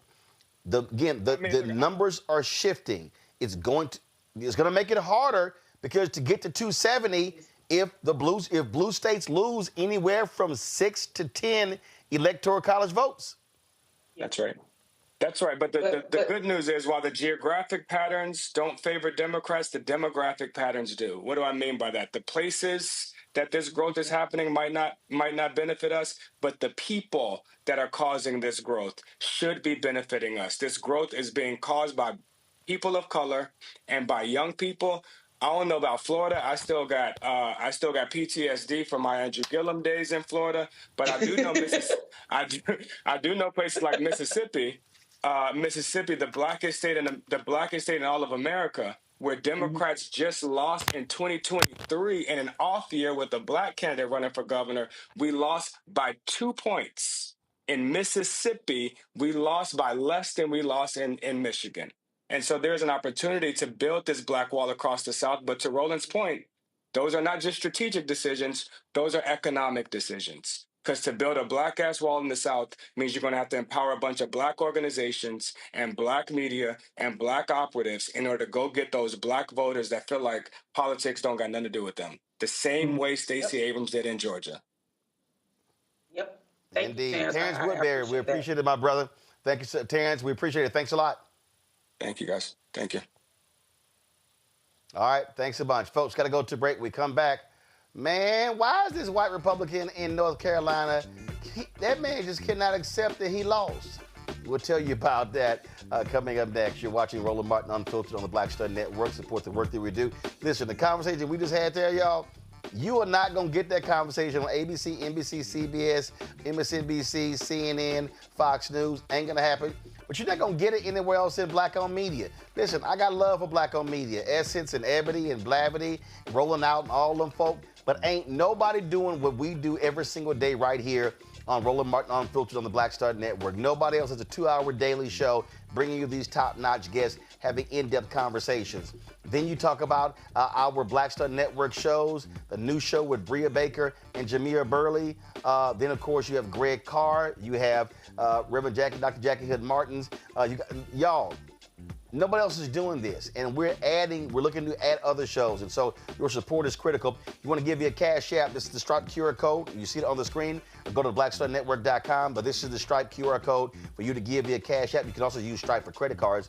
So you're checking money order to P.O. Box 57196, Washington, D.C., 20037-0196. I got more than 500 envelopes the other day. I opened about 400 of those. I got about 100 left, so I do those when I get back home on the weekend. Also, PayPal, R. Martin Unfiltered, Venmo, RM Unfiltered, Zelle, Roland@RolandSMartin.com, Roland@RolandMartinUnfiltered.com. And real quick, if y'all give via PayPal, understand our parent company is New Vision Media. So when y'all give, y'all been calling, y'all been leaving voicemails and emails. You freaking out. Oh my God, is this Roland Martin? Yes, it is, y'all. Roland Martin Unfiltered is the show. Okay, Black Star Network is the network. The parent media company is New Vision Media. So don't get freaked out when you see that. That is our show. That's it. I'll be right back. This week on the other side of change. Let's talk. Vote blue no matter who. We need political imagination more than ever, and unfortunately, some people on the Democratic side really are discouraging that. We're going to dig into all of it. The Democratic Party needs to remember who they are and who they are responsible to. This is On the Other Side of Change, only on the Black Star Network. Next on the Black Table with me, Greg Carr. We look at the history of emancipation around the world, including right here in the United States, the so-called end of slavery. Trust me, it's a history lesson that bears no resemblance to what you learned in school. Professor Chris Manjapra, author, scholar, amazing teacher, joins us to talk about his latest book, Black Ghost of Empire, The Death of Slavery and the Failure of Emancipation. He explains why the end of slavery was no end at all, but instead a collection of laws and policies designed to preserve the status quo of racial oppression. The real problem is that the problems that slavery invented have continued over time. And what reparations are really about is saying, how do we really transform society, right? And stop racial violence, which is so endemic. What we need to do about it on the next installment of The Black Table, right here on the Black Star Network. How you doing? My name is Mark Carey, and you're watching Roland Martin Unfiltered. Deep into it, like pasteurized milk without the 2%. We getting deep. You want to turn that shit off? We're doing an interview, motherfucker.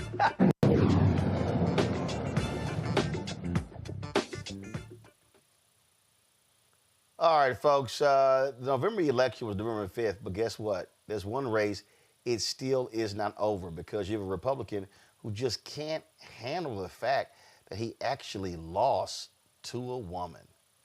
Yeah. Democratic incumbent Allison Riggs.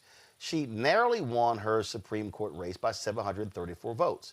Her Republican opponent, Court of Appeals Judge Jefferson Griffin, has constantly challenged more than 65,000 ballots cast in the race, arguing that the State Board of Elections improperly allowed these voters to participate. Y'all, the Court of Appeals will now hear the case on Friday and has drawn national criticism from those who argue it could set a precedent for challenging election results across the country. Griffin did not act alone. The North Carolina Republican Party has supported his efforts and has joined him as a plaintiff in the case. Many of Griffin's arguments for disqualifying voters closely resembles the North Carolina GOP's pre-election lawsuit that aimed to purge voters from the state's rolls. Now, here's the deal. The State Board of Elections has already said, sorry, dude, there's nothing here. And so he is desperate for a court to somehow agree with him. Political system, I'm going to start with you. Here's the deal. If Allison Riggs is named the winner, Democrats have a 5-2. They're down. They have 2 seats on the Supreme Court. Republicans have 5. Next year, Justice Anita Earl is the only African American on the court. She is up. But here's the piece. 2028, 3 of those Republican seats are on the ballot in 2028. Democrats could flip that race, could flip the Supreme Court by winning those 3 seats. That's why Republicans are desperately trying to go from a 5-2 majority to a 6-1, because they do not want Democrats to have any shot at regaining control of the North Carolina Supreme Court. And I'm going to throw in there, and the reason being, because Republicans had a 10-3 majority on the congressional seats because of political gerrymandering. When the Democrats took control, they changed that, and it was 7-7. Those are the 4 seats. You go back to 7-7 in North Carolina, 7 Democrats, 7 Republicans. That means in Congress, Democrats would control the House by 1 seat.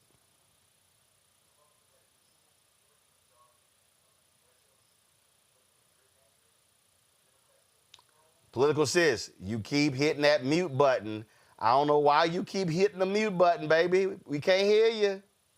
You can hear me now. I'm off. So over 500 million people. Now we can hear you. You about worse as Nola hitting that mute button. Can I finish? You being a lot nicer tonight, though. Can I finish? Can I get going, please? Because I'm trying to get going here. Nola, you knew I was going to mention you, Nola. You knew I was going to mention you. All right, political sis, go ahead. Go. Leave Nola alone. So over 5 million votes here. The counts, she won twice by 734 votes. He is trying to say that, well, it shouldn't be because of voter ID. People didn't use their voter IDs. Well, here in North Carolina, there's a form that you have to fill out if you don't have your license or ID. And after you fill that form out, of course, you have to swear. With the Board of Education, they look over those forms and make sure that they are legit. And that is what they did. So he's challenging over 65,000 votes only in heavy Democratic areas, okay? Heavy Democratic areas, overseas military ballots. He's also challenging, one vote that was challenged was the young lady from the Black Hawk incident, helicopter, the one that's dead, challenging her vote. He's also challenging Allison Riggs' parents' vote. So if this man wins, then North Carolina will not be the only state to do something like this. But we also need to keep in mind that he sits on the appellate courts, right? And this is where it's at right now. So you have 15 seats for the appellate court, and they go off on threes. Only 3 Democrats sit on that. Now, there are 2 people who gave to his election or to fight against Allison Riggs. They are not the ones who are going to be listening to the case. So that's good. That's fine. But if it makes it either way, it's going to make it to the Supreme Court. And if it gets to the Supreme Court, the Republicans that are in control are already talking about, or they already are saying that they're basically is going to give it to him. So this is extremely serious. But this is also another example of how these candidates, with all due respect to Allison Riggs, but these are facts, y'all need to come in neighborhoods. You need to come in Black communities and show your damn face. Because maybe, just maybe, if she would have done that, she wouldn't be just sitting at 734 votes. Reese, I just want people just to understand that this is a perfect example. Every vote matters. Sherry Beasley, when she was the Chief Justice of the North Carolina Supreme Court, Democrats had a 6-1 majority. She lost, so the white Republican who got mad that she was appointed Chief Justice ran against her. She lost by 401 votes. Republican won his seat. They could have had a 6-1 majority. It went to 4-3. Then the next election, it flipped, and then they took even further control. But she lost by 401 votes. I hope people understand Allison Riggs, 734. This is what we mean by every vote matters. Yeah. Yes. And can I say something, Reese, before you, if you don't mind? Can I say one more thing? She lost. Sherry Beasley. Let me explain something to y'all about Sherry Beasley. Beautiful sister. But she focused on rural areas. She did not come in the hood. And do you know that people had to pay for her signs? Who the hell living in the hood gonna pay for your signs? And they don't even know who the hell you are. So once again, every vote counts. And to be honest, those 2 elections, she could have won the first time. Just FYI, I'm sorry about that. Oh, no, I listened to you. Reese, go ahead. First, I don't have a problem with you, but with you jumping in. But to Political Sisters' point, I definitely feel like it does go to show that, and to Terrance Woodbury's point, we just had a whole segment on this. The Democratic Party too often takes the base for granted, and they feel like that's the choir. I'm just preaching to the choir. I'm wasting my time going and engaging and having conversations with those people because they are already votes that I feel like I can bank. Not understanding that when you don't engage, then your voters who are being targeted by Republicans, by the opposition, to be more disillusioned and disengaged with the Democratic Party, stay home. So there's that part. But what this is evidence of is that Republicans defend their turf at all costs, and they will lie, cheat, and steal. They never concede. They will never just say, well, them's the rules. And so I guess I got to, take my lunch and go home. No, absolutely not. They are willing to do anything by all means to hold on to power and to steal elections. And I think what part of this is that even if in this case, he fails to get this seat, which he lost, I think what this probably tries to do is it tries to kind of erode Democrats' defense of not having voter ID. It makes Democrats then try to concede. I'm not saying this, I'm predicting, but Democrats are often so willing to concede ground on Republicans and buy into their pretext for why votes don't count by saying, all right, fine. So that we avoid this kind of battle next time over voter ID requirements, fine, have your voter ID. And then that's something that we're taking off the table. But you cannot capitulate to Republicans because there will always be some other loophole. There will always be some other law that they're willing to bend, break, and there will always be a quest for power that they will not concede to Democrats. There's no reason why Allison Riggs should not walk her ass to the courthouse, sitting there with her robe and be like, bitch, I'm here, okay? Because I tell you, that's what Republicans do. But at the end of the day, Democrats are going to believe in institutions, believe in the process, and that's why we're in the mess that we're in now, because Republicans don't give a damn about process, institutions, or norms, or laws. Nola, I talk about these Supreme Court races. They're important. I mean, look, you've got a Supreme Court race in Wisconsin taking place on April 1st. Folks, vote for Sarah Crawford. You've got Elon Musk pouring almost $10 million into that race because if the Democrat wins, if Crawford wins that open seat, Democrats will have a 5-2 majority on the Supreme Court. So if people are complaining about the U.S. Supreme Court, y'all, state Supreme Courts are also just as important, Noah. Yes. Oh, absolutely. Everything happens locally, and one of the things that I think a great deal about is, as we're talking about North Carolina, I remember canvassing in North Carolina. And in as much as I absolutely believe that Dems rely on the idea that the base is going to be with us no matter what. I think that they've been through this enough times to know that that's not necessarily the case. And so I'm starting to wonder, what is some of this hesitation about really engaging with Black voters? And I recall canvassing in North Carolina, and I was the only Black canvasser. And they gave me, a lot of kind of places to go that, we would call the hood. Literally there were like bullet holes like in people's houses and cars. I'm not kidding. And so I'm starting to wonder, okay, is it some sort of hybrid sort of situation where I'm starting to wonder if the party is actually scared to engage with its own base? And I'm just starting to think that more and more, because these elections are so close and they're so tight. And here you just have people just sitting right there. They're sitting right there. But they don't know what's going on. You're not engaging with them. Why is that?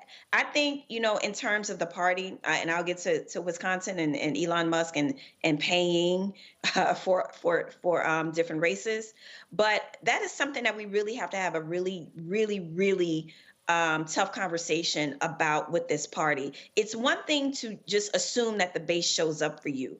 But in these kind of tight races like this, where things like this keep happening, it has to be more than that. And so I'm going to pivot towards Elon Musk and buying races. First of all, I like what Tim Walz has been doing.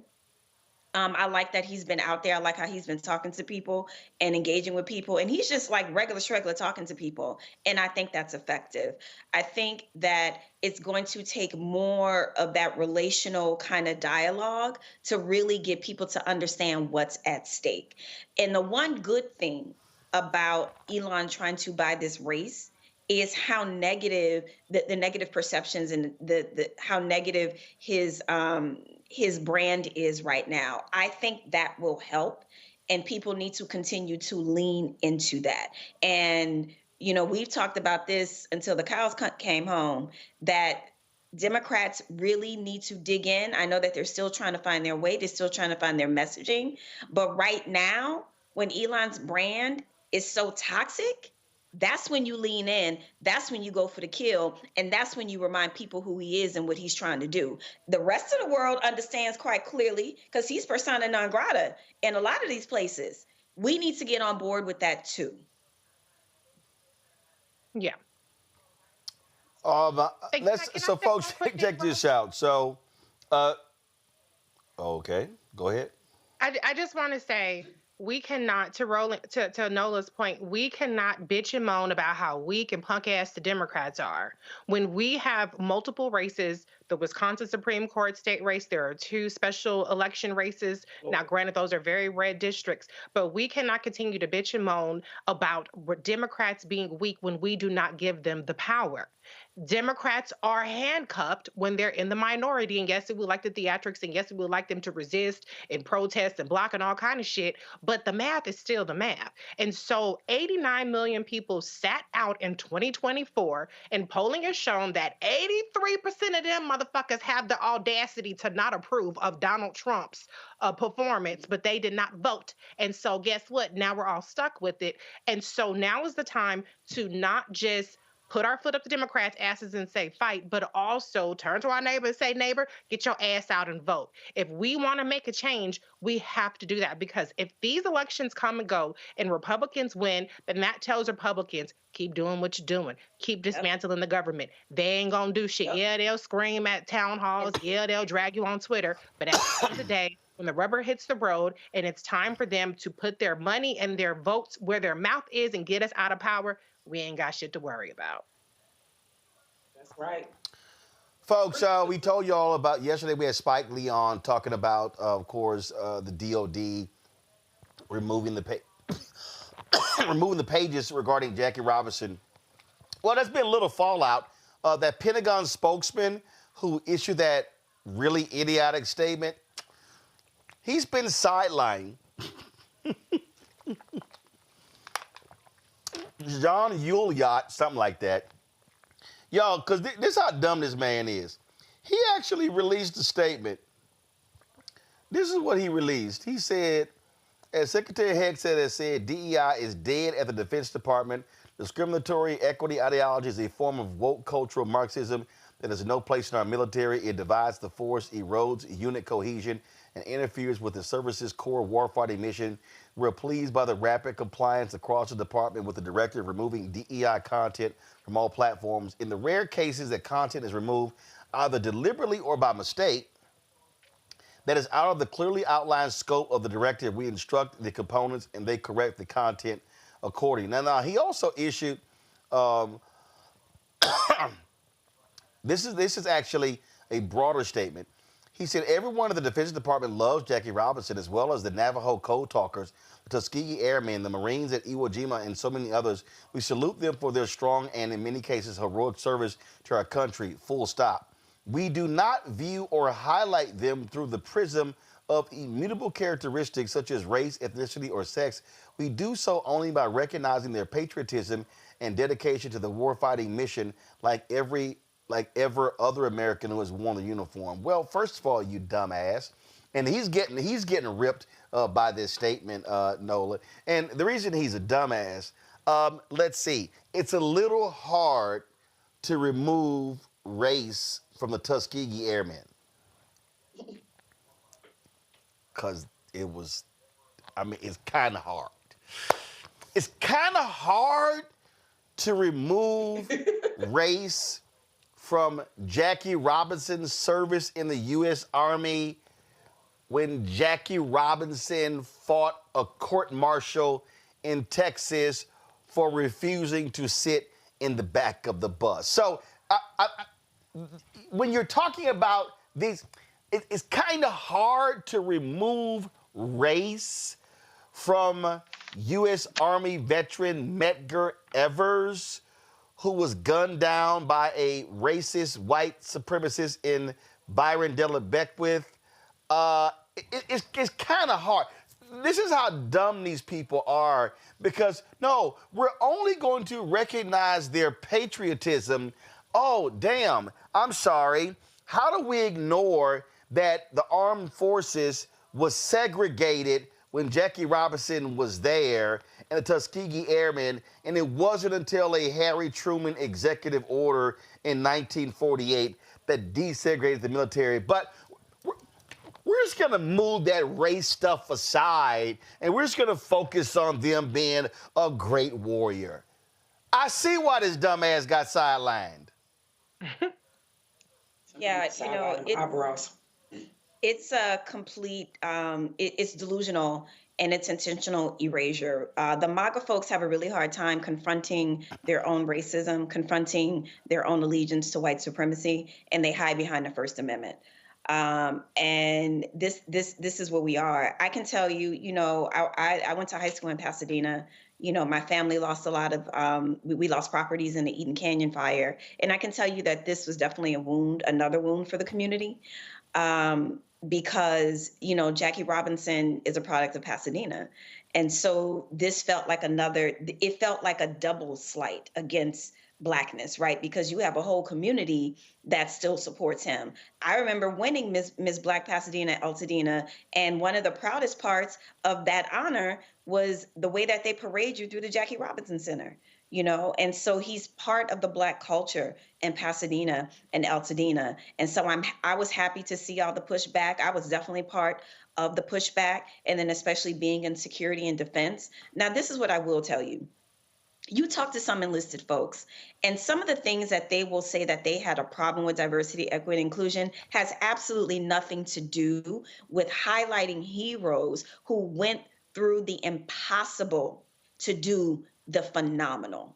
That is a big difference. And context matters, history matters, and what they are doing is trying to intentionally erase their culpability in racist and violent behavior. That's the reality. And they are using diversity, equity, and inclusion as a shield for that. Now, like I said, there are some enlisted folks who say that some of the stuff regarding diversity, equity, and inclusion for them went too far, but it is not this.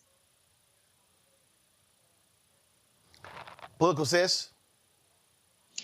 The Navajo Code writers, do we not say anything about that? They weren't white, they were Native Americans, and this is how they helped out in World War II because they were able to talk in codes.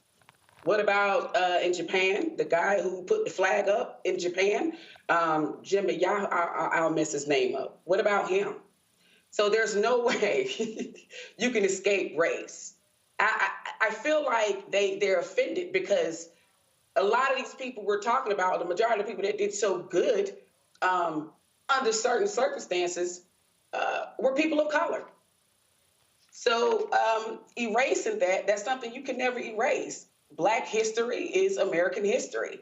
And unfortunately, can somebody tell me what the hell is white history? Do they have history? No, they don't. I digress. Reese.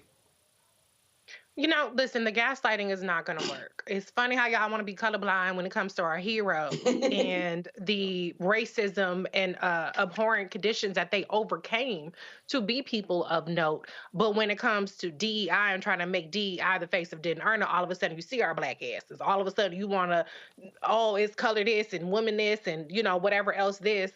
Get the hell out of here. If we can be the face of DEI when you want to say that we didn't earn it, then we can be the face of DEI when it's definitely earned it. And we can definitely get our just due for being Black people, specifically Jackie Robinson and the Tuskegee Airmen, or the 6 AAA too.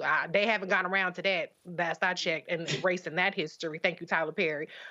Then give us our props. But that's not what they're trying to do. This is a white nationalist, white supremacist administration who, if they can get away with it, and luckily that we're not allowing them to, will erase every single accomplishment that we have and try to make us the poster board of failure when it's really white men who are the primary face of failure in this country. Look at the Confederate War. Okay.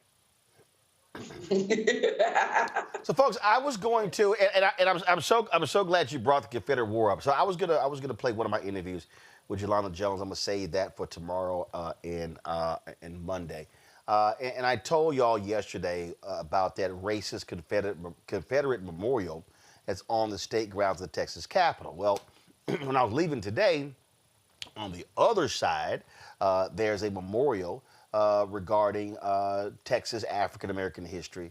But it's something that's real interesting, though, because on one side of it, they salute two men of African descent who helped Texas win independence from Mexico. And y'all gonna hear me talk about, because in the placard, it also shows how they were free black men, but then they had severe limits on them operating. Well, hell, it sounded like they were in prison.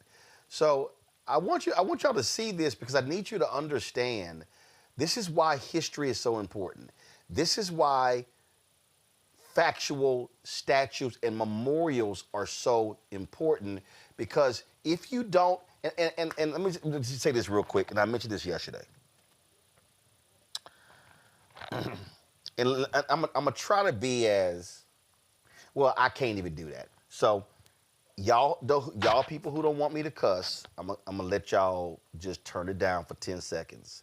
Cause I got no other way to say this, because it actually ticks me off. So if y'all don't hear me cuss, I want y'all to turn TV down. 5, 4, 3, 2, 1. I am sick of these fucking idiots who say when a black statue is raised, it's performative. Or they say it's symbolic. I'm sick of you assholes. Why? Because we have been subjugated to racist statues and memorials in history. When I landed in the Austin airport, I go to baggage claim, look to my right. Do you know why I look to my right? I didn't take a photo this time because I always do, but there's a statue of the late Congresswoman Barbara Jordan in the Austin airport. When I go through Atlanta, I always see that placard, that plaque of Mayor Maynard Jackson. When I go through one of the terminals, I think it's Terminal E in Houston, there's a bust of Congressman Mickey Leland. When I travel, I always stop. When I go through Washington, D.C.'s train station, I always stop and pay respects to that statue of labor leader A. Philip Randolph. I'm always, no matter where I go, I do that because these are monuments to our people, our history. And what we have to understand is that, and while you're going to see this video in a second, while I was standing there, little white girl came up with her family. There was a Latino girl with what looked like to be her grandparents, and he and I had a conversation about the races. He was telling me about how the Texas Rangers basically stole his grandfather's land, made them get off the property and leave. Black people have that history as well. So he and I were having this conversation about this memorial. This is why this stuff is so important, why we must erect these statues and memorials, because these people, what we have right now, and it's all tied together by stripping these pages and getting rid of these stories and these monuments. They want the framing to be one of whiteness.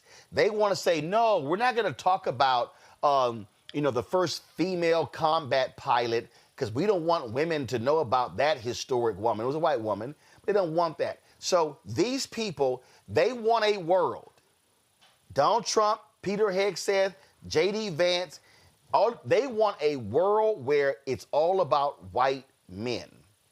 And we, black people, need to stop this bullshit of, oh, well, that's just symbolism. We need to check. We need this. Well, how about you try to get both? Why do we have to piss on black monuments and black statues and black plaques to go, well, that's just symbolism? Well, how about some of y'all, and here's the other deal. I'm just going to go ahead and say this. Every one of you assholes who say, oh, it's symbolism, I want to see your voter registration card. I want to see how many elections your punk ass voted in. Because, see, it's a lot of people out here who love talking shit, and they don't go vote. but they always got something to say. And so it is sort of crap that sort of just gets on my nerves when they do that. So I want to play this video for y'all because many of you may never have seen this, but I want you to understand that this is why this show matters and why we do this, because there are black museums all across this country, small, medium, large. There are black monuments and statues, and every single one of you should make an effort that when you visit a place and you seek out, you take a photo, you do whatever, and you share it, because our people need to understand that our history is damn sure just as important. Watch this. So, folks, I'm here on the Texas ground. So, remember I told you about that Confederate memorial? That's literally right there. So, right across from this is this African-American History Memorial. And so, what you'll see with this particular memorial is you see how they have these depictions of Battle of Goliad, Texas statehood, and how people of African descent fought for Texas Revolution. So you got Hendrick Arnold, you got Samuel McCullough, and so you'll see right here how they have this battle for Texas independence from Mexico and laying out, of course, this particular history. Now, keep in mind, the Texas Revolution was about slavery. Wanted to free themselves from Mexico because Mexico had actually gotten rid of slavery. And so, there are people who were people of African descent who were fighting alongside these folks, the Texas Army, and they actually were fighting for the segregationists. All right, and so here you have this monument, again, to these African Americans or people of African descent who fought. So that's why you'll see right here, Hendrick Arnold and Samuel McCullough played important roles in the Texas Revolution and the formation of the Republic of Texas. After Texas became independent, both were considered free blacks, but they were placed under severe legal restrictions. So isn't that amazing? Here they actually fought for the state. And they actually were restricted. You see how crazy this is? And so this is the reality of what it meant to be black in these slave territories. Now, when you go on this other side of this particular monument, then you're going to see the focus on emancipation. So this is a beautiful monument here. So you see here the depiction of enslaved people of African descent. You see, of course, the cotton right there. You see they got this Texas Capitol here. And so then you go down here and you see these placards where they lay out exactly when the first people of African descent first came.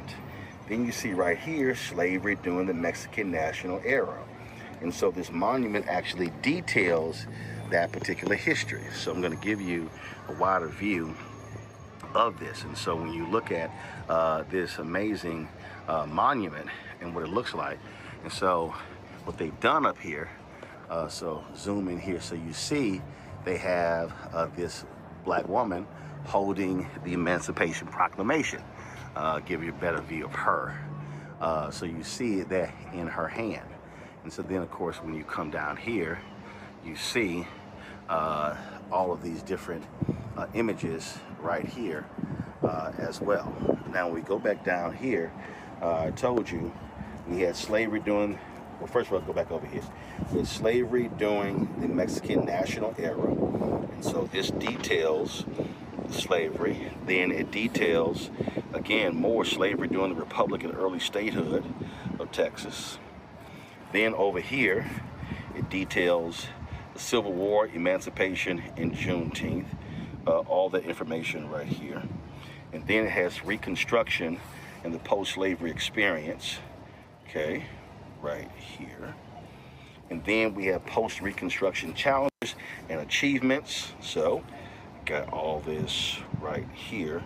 And then you have major achievements of African Americans or people of African descent here in Texas. So you see they got all different people: Bessie Coleman, Doris Story Miller, Barbara Jordan, Mickey Leland, they got all of this. And so this monument was fought for the folks here to erect in order to set the record straight when it came to Texas history. And because again, and it sits right across from that memorial over there to those white domestic terrorists who kept these folks over here, who wanted to keep people enslaved. So just understand what Texas independence was all about. Texas independence, okay, right there, that Texas Capitol, 14 feet higher than the U.S. Capitol. Texas independence was all about maintaining the institution of slavery. Man, it must be something, political sense, to be a person of African descent who fought for Texas's independence when the goal of Texas getting its independence was because they wanted to keep slavery. This is the problem with taking civics out of education, away out of the classrooms. Thank you for showing that. It almost made me cry. This is not the only story that we hear. We fight so hard for independence. I can go back even here in North Carolina, what we did. It's important for us to understand and know our history, because if we don't, like what's going on right now, we go along with people who want to repeat the ugly part of our history. So again, thank you for showing that, but it just, I don't know, I'm a little bit knocked down from that, because you go back and forth with your people about the importance of like what's going on right now. You know, they don't want to bring up the part how Trump is literally just gutting our civil rights, our voting rights. They don't know that. But if you bring up something about money, they know about that. And the fact that a white racist ass man can throw money at us, at our people, and get their attention instead of what's going, like the negative part, like that's, okay, we're going to give you some money, but at the same time, we're taking your rights away. What the hell is $1,200? What the hell? I mean, it is a lot to some people, but that shit doesn't last. Your freedom, your civil rights, women's rights, that is worth more than anything. So, you know, that's what happens when they take civics out of education. Well, Nola, at the end of the day, this is on us, and this is where we are going to have to make sure that we're telling the story, our kids understand it, their kids understand it, because their desire is for this generation, the next one, and all in the future, not to truly know, as Paul Harvey always said, now the rest of the story. Mm-hmm. Listen, you know, this is something that I think a great deal about. And, you know, I would go as far as to say that as Americans, we don't appreciate history, right? And what the MAGAs are doing, they are mythicizing. They are making up stuff about their greatness, right? I mean, that's what drives white supremacy. It's this made up myth. And so when I think about that, I think about, okay, what's going to get younger Black folks interested in this history? You know, is it to tell these kind of stories about, you know, the people that fought for their freedoms, you know, to preach at them, right? To kind of talk at them, more than trying to figure out how to make this a vibe, essentially. You know, like I think that this is an opportunity for some level of a new Black Renaissance to emerge, where it's more inclusive, where we include all the things, you know, not just the highbrow Black things. But I definitely do think that this is an opportunity to figure out how to engage with the generations of Black folks that we have lost. You know, they're just not interested in these things. I can still recite Langston Hughes poems that I was reciting in the 5th grade, you know, but that's just not the world that we live in. So how do we meet this moment? You know, how do we talk about Black history as it sits inside of American history, as it is the foundation of American history, how do we talk about it beyond preaching? How do we talk about it beyond chastising? That's what we need to figure out. And I gotta go. It is about educating, Reese, pure and simple. It's about educating, pure and simple, Reese. Oh, absolutely. You know, to your original point, you know, this isn't a zero-sum game. Sometimes we get caught up in that, or people who want to say, we don't need symbolism, we need action. Republicans leave no stone unturned. We started off the show talking about the dismantling of the Department of Education. People should go to project2025.observer.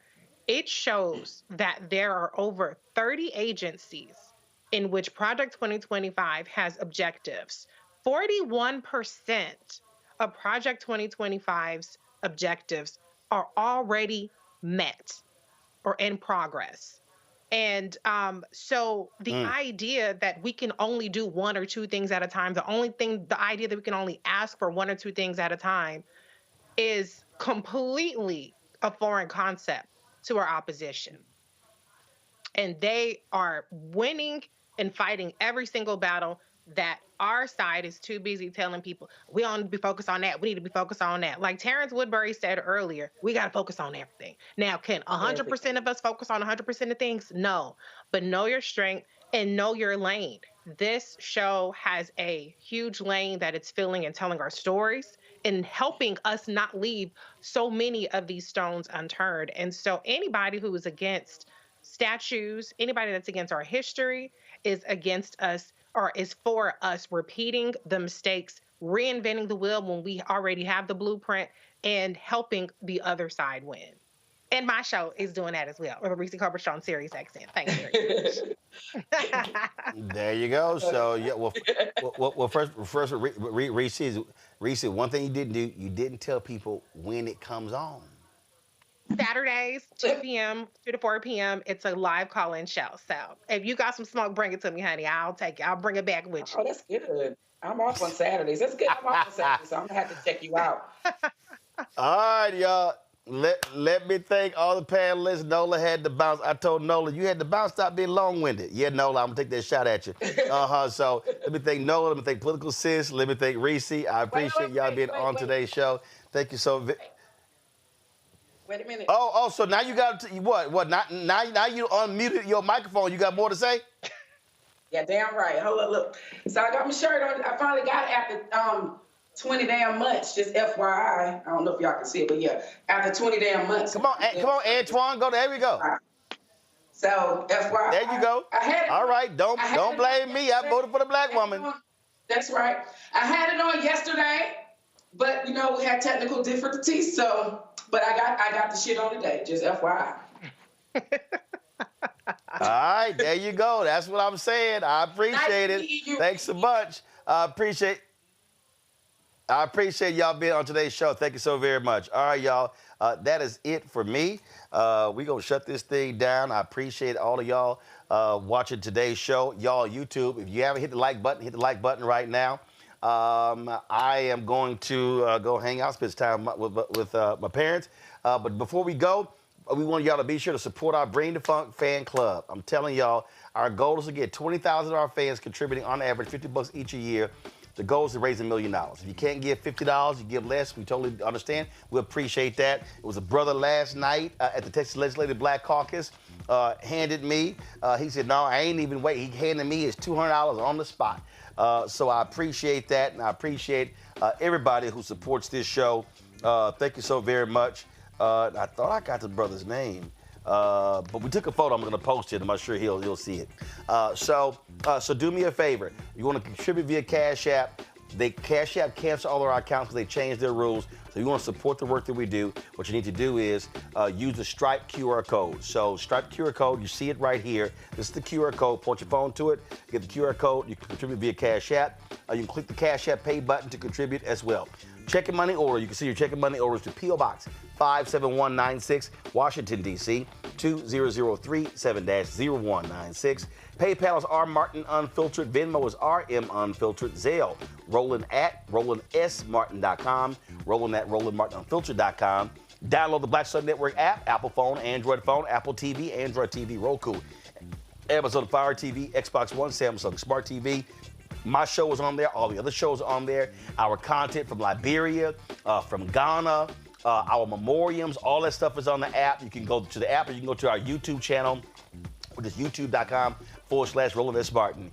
Be sure to, of course, get my book, White Fear, How the Browning of America is Making White Folks Lose Their Minds, available at bookstores nationwide. Get the audio version. I read it on Audible. You can download that. Be sure to get your swag. You saw Political Sis with her swag. If y'all get your swag, shoot me an email or post it on social, and we'll give you a shout out on the show. I'll retweet it on X, on Twitter. I'll also give you a shout out as well. So, of course, you can go to rolandmartin.creator-spring.com or go to blackstarnetwork.com as well. The QR code, you can also use it right there. And, of course, download the Fanbase app. Get Fanbase app. We're trying to add 1 million new users. If you also want to contribute to the crowd fund, the Series A raise, the goal is 17 million. I think 10.5 or 10.6 has been raised. So go to startengine.com/fanbase for more details. Hey, y'all, that's it. I appreciate all of y'all watching Roland Martin Unfiltered on the Black Star Network. I shall see you guys tomorrow. Holla! Black Star Network is here. Oh, no punch! I'm real revolutionary right now. Thank you for being the voice of Black America. All momentum we have now, we have to keep this going. The video looks phenomenal. See, there's a difference between Black Star Network and Black-owned media and something like CNN. You can't be Black-owned media and be scared. It's time to be smart. Bring your eyeballs home. You dig?